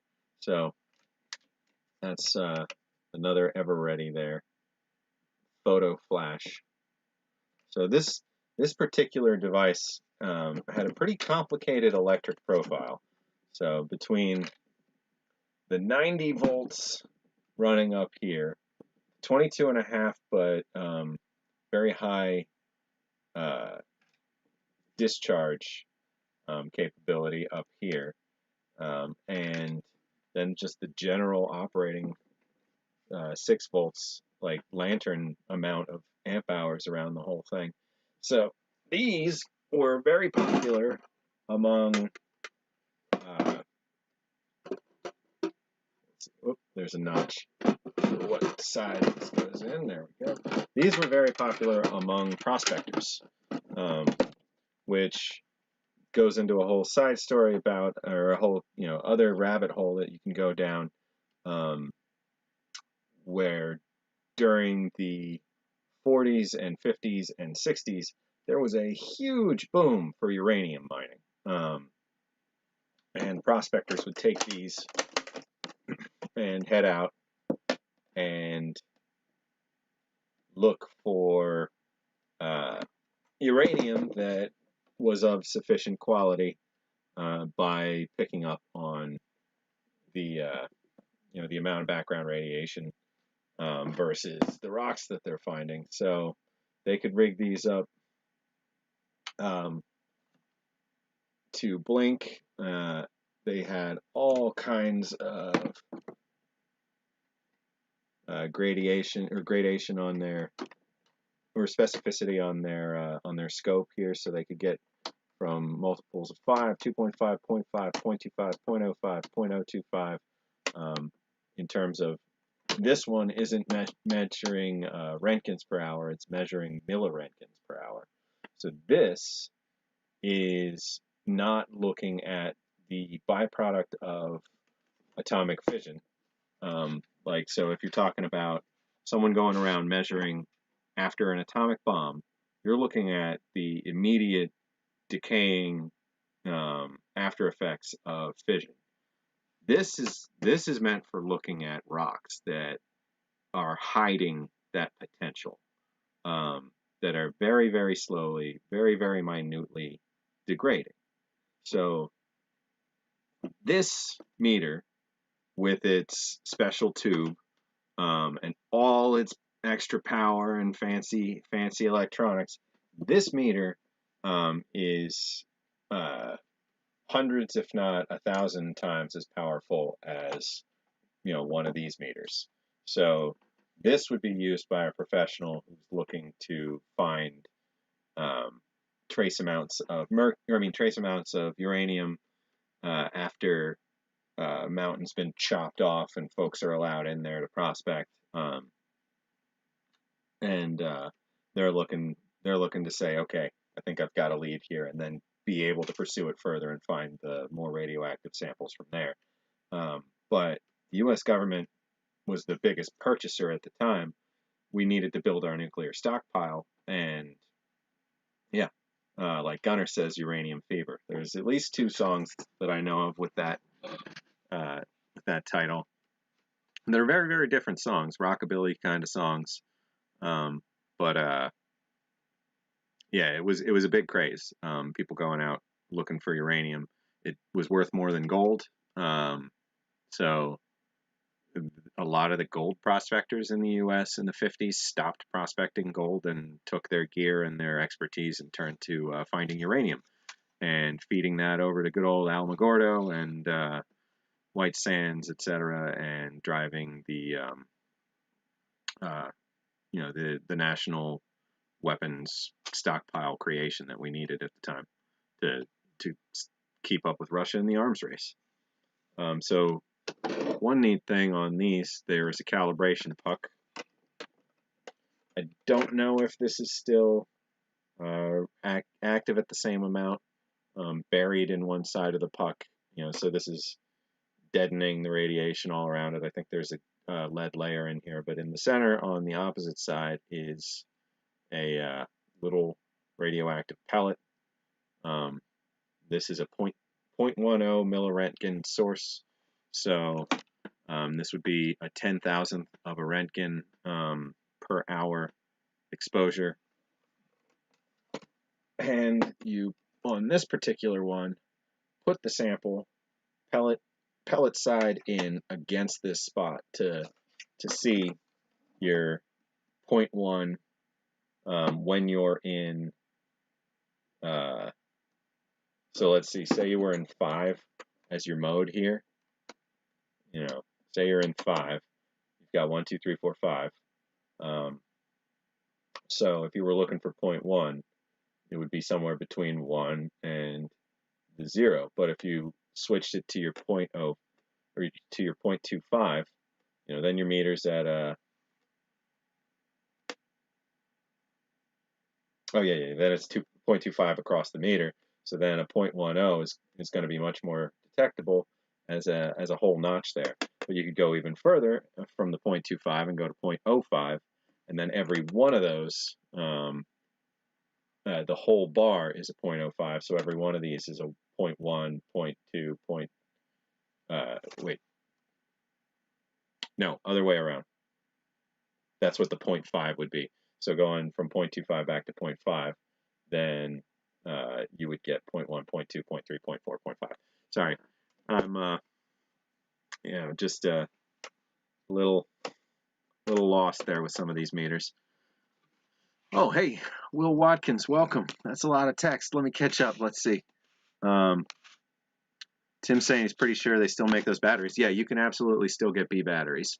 There's some really interesting ones out there. I have a World War II era headlamp that when I initially tried to find batteries for it, I found a surplus that had the exact replacement part number for it, and they had swastikas on them. Didn't get one of those, but it's got a modern B battery in it right now, and it does still work as a lantern, which was really neat. It's got one of these little sliders for colors. It was a signaling lamp. But yeah, they do still make B batteries for sure. Caps are annoying. Yeah, Gunner. Hey, if you ever catch my other stream, Twitch TV/RulerYak, I do electronics repair and that kind of stuff. So working on old arcade machines. A lot of recapping. Caps do go bad. Depending on the era and depending on what they are, for the most part, anything that had fluid inside is going to break down eventually. See, Will says, new watcher, love all the radiation equipment, served on a submarine and work on the SSBNs in Washington State. Worn many dosimetry. Ah, hey, so you've probably worn the tags that blacken over time, and maybe some of these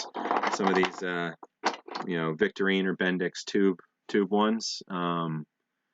Yeah, you've working around submarines, you're going to have regular exposure to these reactors. And even though they're very, very well sealed and protected, exposure over time matters. So, when you've got a job that's nearby one of those for years, you're going to have a lot more exposure to one, even at a minute rate, than somebody who's just going to an office every day. But hey, welcome, and thanks for sharing, and thanks for coming to the stream. The thermoluminescent. Interesting. I don't think I know that type. If it's not in the civil defense era, then that might explain that. That's neat though.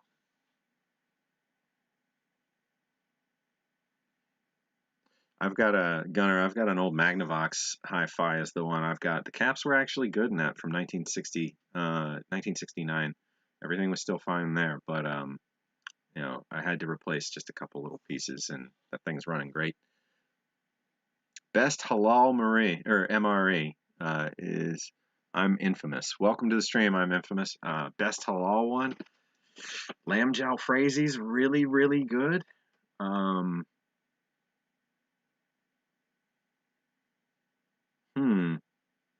Yeah, that would probably be my favorite right there.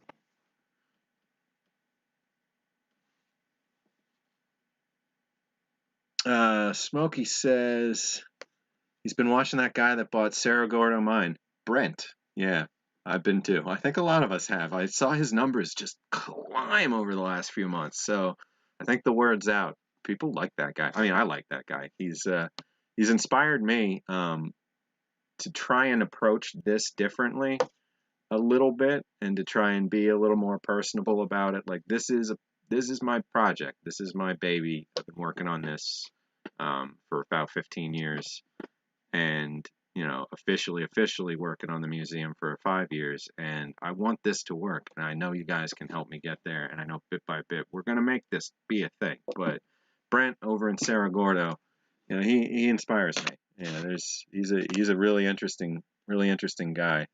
Yeah, so Ghost Town Living, if anybody hasn't heard of him, I think it's worth the watch. Start in the beginning, follow through. It's rough. He's figuring it out as he goes. But oh my God, the last episode just a week or so, or just a couple days ago. Oh my God, his editing skills. I mean, that's the other thing he's inspired me. Is like I saw from beginning to now his videos getting a little better, a little better, a little better, and now I'm a little less scared about. I just got to put the time in and start editing some stuff. But yeah, those are some really cool videos. And I didn't forget, we got through everything in these boxes, and I have a treat down below. I just wanted to get caught up on chat because I saw some pretty big comments there. Let's see. Oh yeah, well, I mean, I'm not trying to, Corey, I'm not trying to really advertise the other stuff I'm obsessed with or attached to on this. So, and plus that one's been on hold since I moved in the middle of the summer. Because I had to tear my whole studio apart and rebuild it. But yeah, it's rebuilt. I'll be going live with that eventually. Gaming and electronics repair and just rambling. A lot more rambling there sometimes though. Yeah, capacitors are cheap, Gunner. You buy your base kits and you're good to go. What you don't want to have to find on an old radio is some very specific Westinghouse tube that nobody makes an equivalent for anymore, and then you've got to like figure out what that tube did, and can you make something that sockets in that does all those things if you want that radio to come back to life. That's not super common though. Okay, so let me switch gears. Well, I guess, or switch back. Move this. I always gotta wonder, folks that take a peek in this office in between streams when I, sometimes leave the desk covered in the last stream, like what they think when they're looking in at just all these radiation detection equipment pieces. Oh yeah, I mean, he was an investment banker or something. He had his hostels and stuff. I try not to worry about or think about, the finances of these guys. It's good content, it's fun, but yeah, I'm sure it ain't cheap to buy a ghost town. I mean, I've always seen those. I'm sure you guys have seen stuff like that. Oh, ghost town for sale here or that. They're usually like $1 million for even like a pretty beat up place.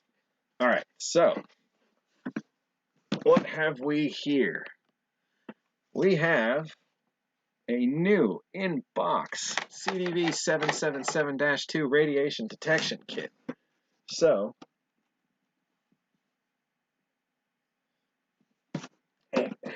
there's a bit of a stain on the bottom. I want to just make sure that nothing inside is leaking. This has got some Italian nonsense on the side. Fragile. I don't know what that's supposed to mean, but it says electronic instruments. I was thinking like documents? Like what ends in uments? Instruments. And I know it says fragile. I'm just making a Christmas story joke. Does not have the date information on it. So whatever happened, it didn't get to that stage. Somebody's slashed across there and across there, but you know, overall the box is in great shape. I want to keep it that way, so I'm going in from the bottom, and we're going to see what we've got in here. Welcome back, Prime Driver. I was just saying the other day, I was out on the road and you know, having my thoughts about this dystopian cyberpunk world we live in now, and it was, you know, going through this kind of a cattle chute on the highway where it was one lane with concrete on both sides for like a mile, and you're just kind of being herded through it, and all these like flickering broken lights in that one section, and a skyline in the background, and going the other way at that moment was just Amazon, Amazon, Prime, Prime, Prime, Amazon. I'm like, yeah, okay. It's not Wayland Yutani, but you know, we are getting towards that single corp mega future kind of thing. All right, so gonna go nice and straight through these so that it still looks good from the side.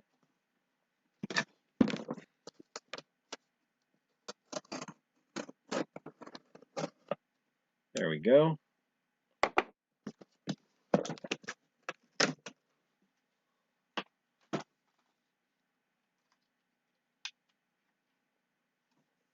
All right.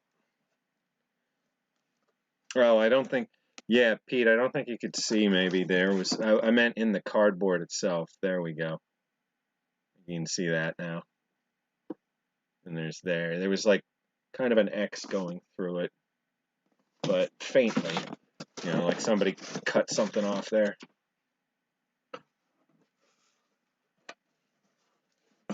All right, so, oh, hey, speaking of, okay, so somewhere, and it wasn't in this box when we were getting it all out, is my other one of these. I hope I didn't leave that at my old office in Montana, now that I think about it. But now we'll get to see one. So, this is a whole, like, overall radiation detection kit. So this is going to have dosimeters, and it's going to have a 777 meter, or wait, 715 meter? Yeah, 715 meter.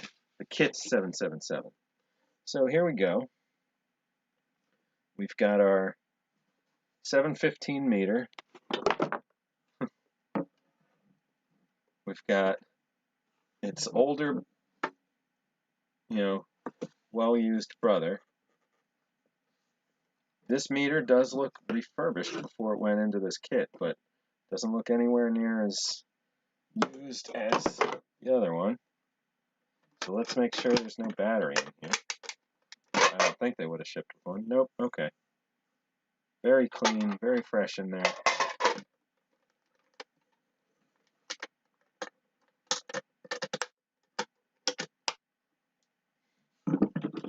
Alright, and then this is the 750.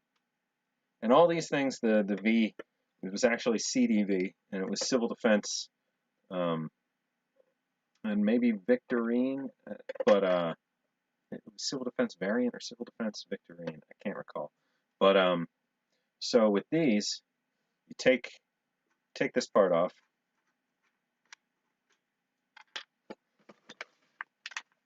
Oh, and would you look at that? The universe is a tricky, tricky thing. I just looked at that and said, you know, that's such a shame. I'm going to have to find some new Bendix CDV 742s.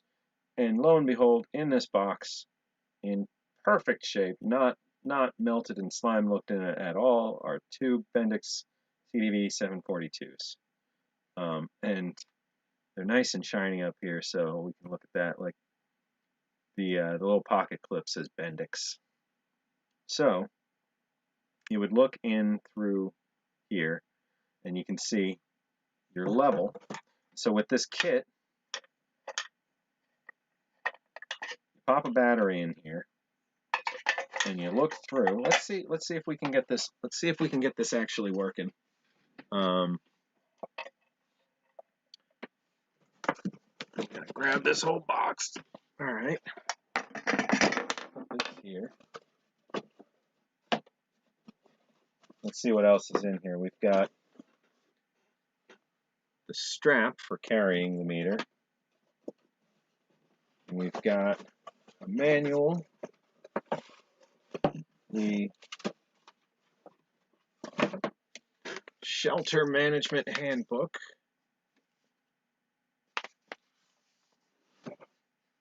reporting procedures,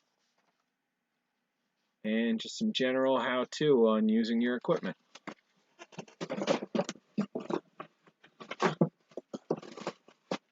Alright, so this over here. And we'll get a little closer here.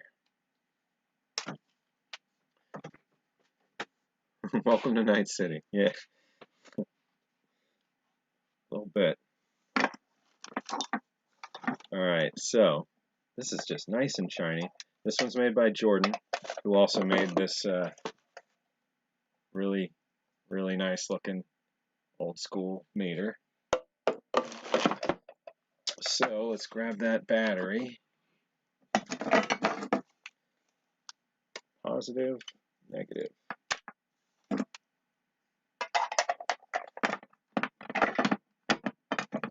So, well, let's see if this is going to work or not. When you look at this, it's going to light up this light so that you can see what you're working with. So let me just make sure there's even a filament in there. Looks like there still is. So let's get this screwed back together.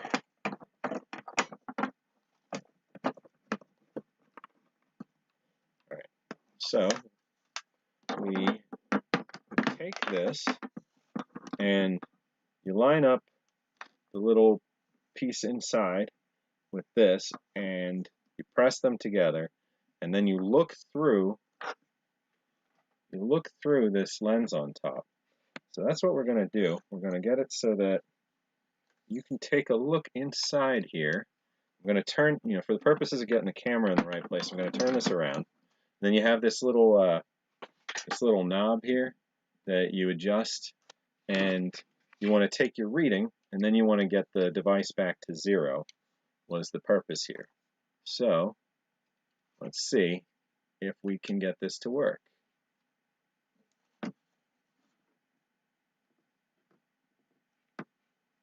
Well, first, let me take a look myself and just make sure that this lights up. Oh my God, it works. Okay, so it's going to be a little tricky. We're going to try and get the camera in there a little closer than this even.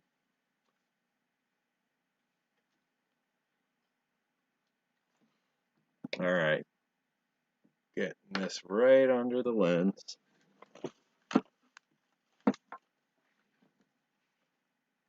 Oh, I saw a hint of it.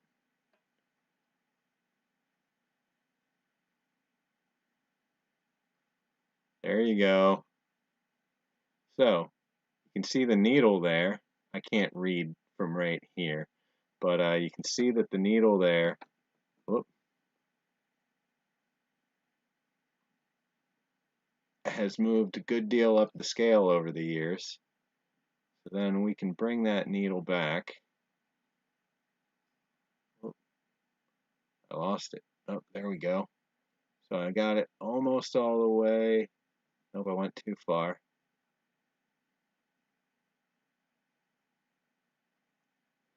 Actually, let me just do this looking at it through here.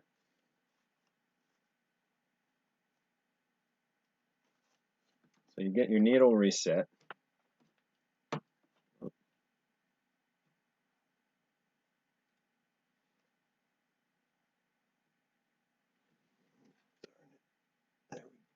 Oh no. Come on now.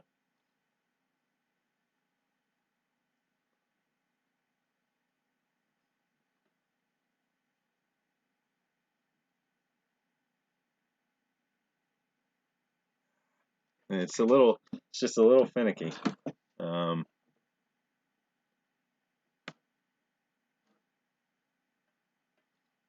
There we go. So yeah, you would get your needle reset to just around that 0 mark.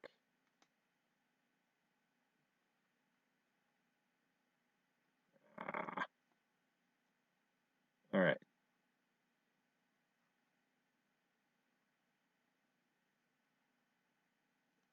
There we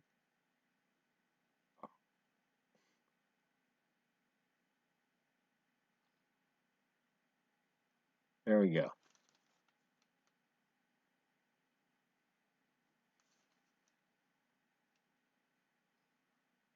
There we go. See, it's just on the 0. And then there's the rest of your scale. So I hope that was fun. But I did this every day for months with one of these setups and just recorded everything during that whole Fukushima incident. Just just for the general knowledge of how much exposure there was.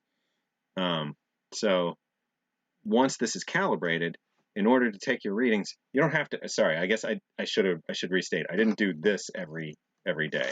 What you do from then on is you just look through it at a light source, and you get your reading. And it's not the most accurate thing in the world. It's not 0.00258. No, it's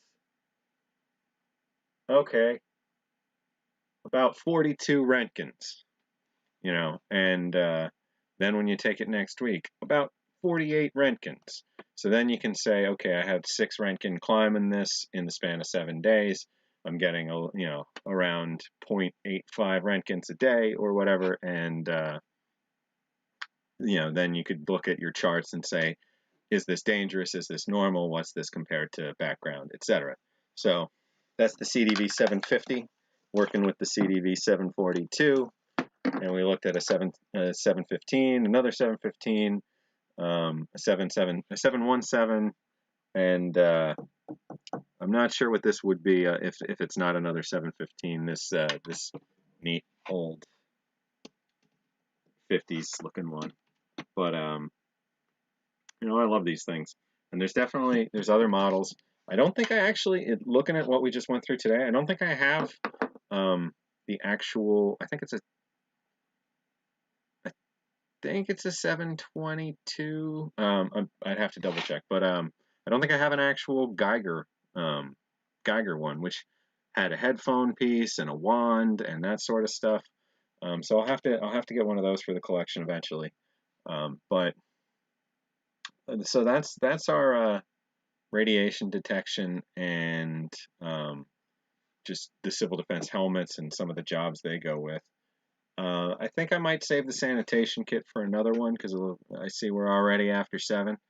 But I hope everybody had some fun looking through some of this stuff and kind of going back mentally to the Cold War era of just thinking about the ability to even look at this kind of stuff at a national level and the effort that had to go into producing all of this equipment and distributing it and keeping it up to date and calibrated and all that kind of stuff.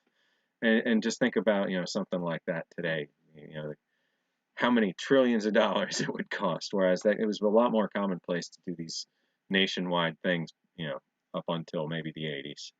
But did I lose? I haven't seen chat move in a while. I'm wondering I lost track a while back, so I'm going to try and refresh that. Yep. Oh, I did.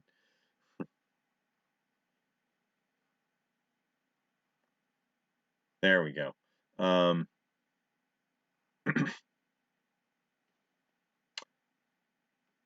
I will have to, yeah, I'll jump on Slack for a few, but I do have to get out of here pretty quick, but I'll jump on Slack for a few. I hope everybody's had a good stream and enjoying their new year. 2021's going to be a good one. I got a feeling. So, let's all stay positive, and I will be back. I will be back again next week, and until then, keep rations in your thoughts and stay rational. There we go. All right. Have a good one, everybody. Happy New Year.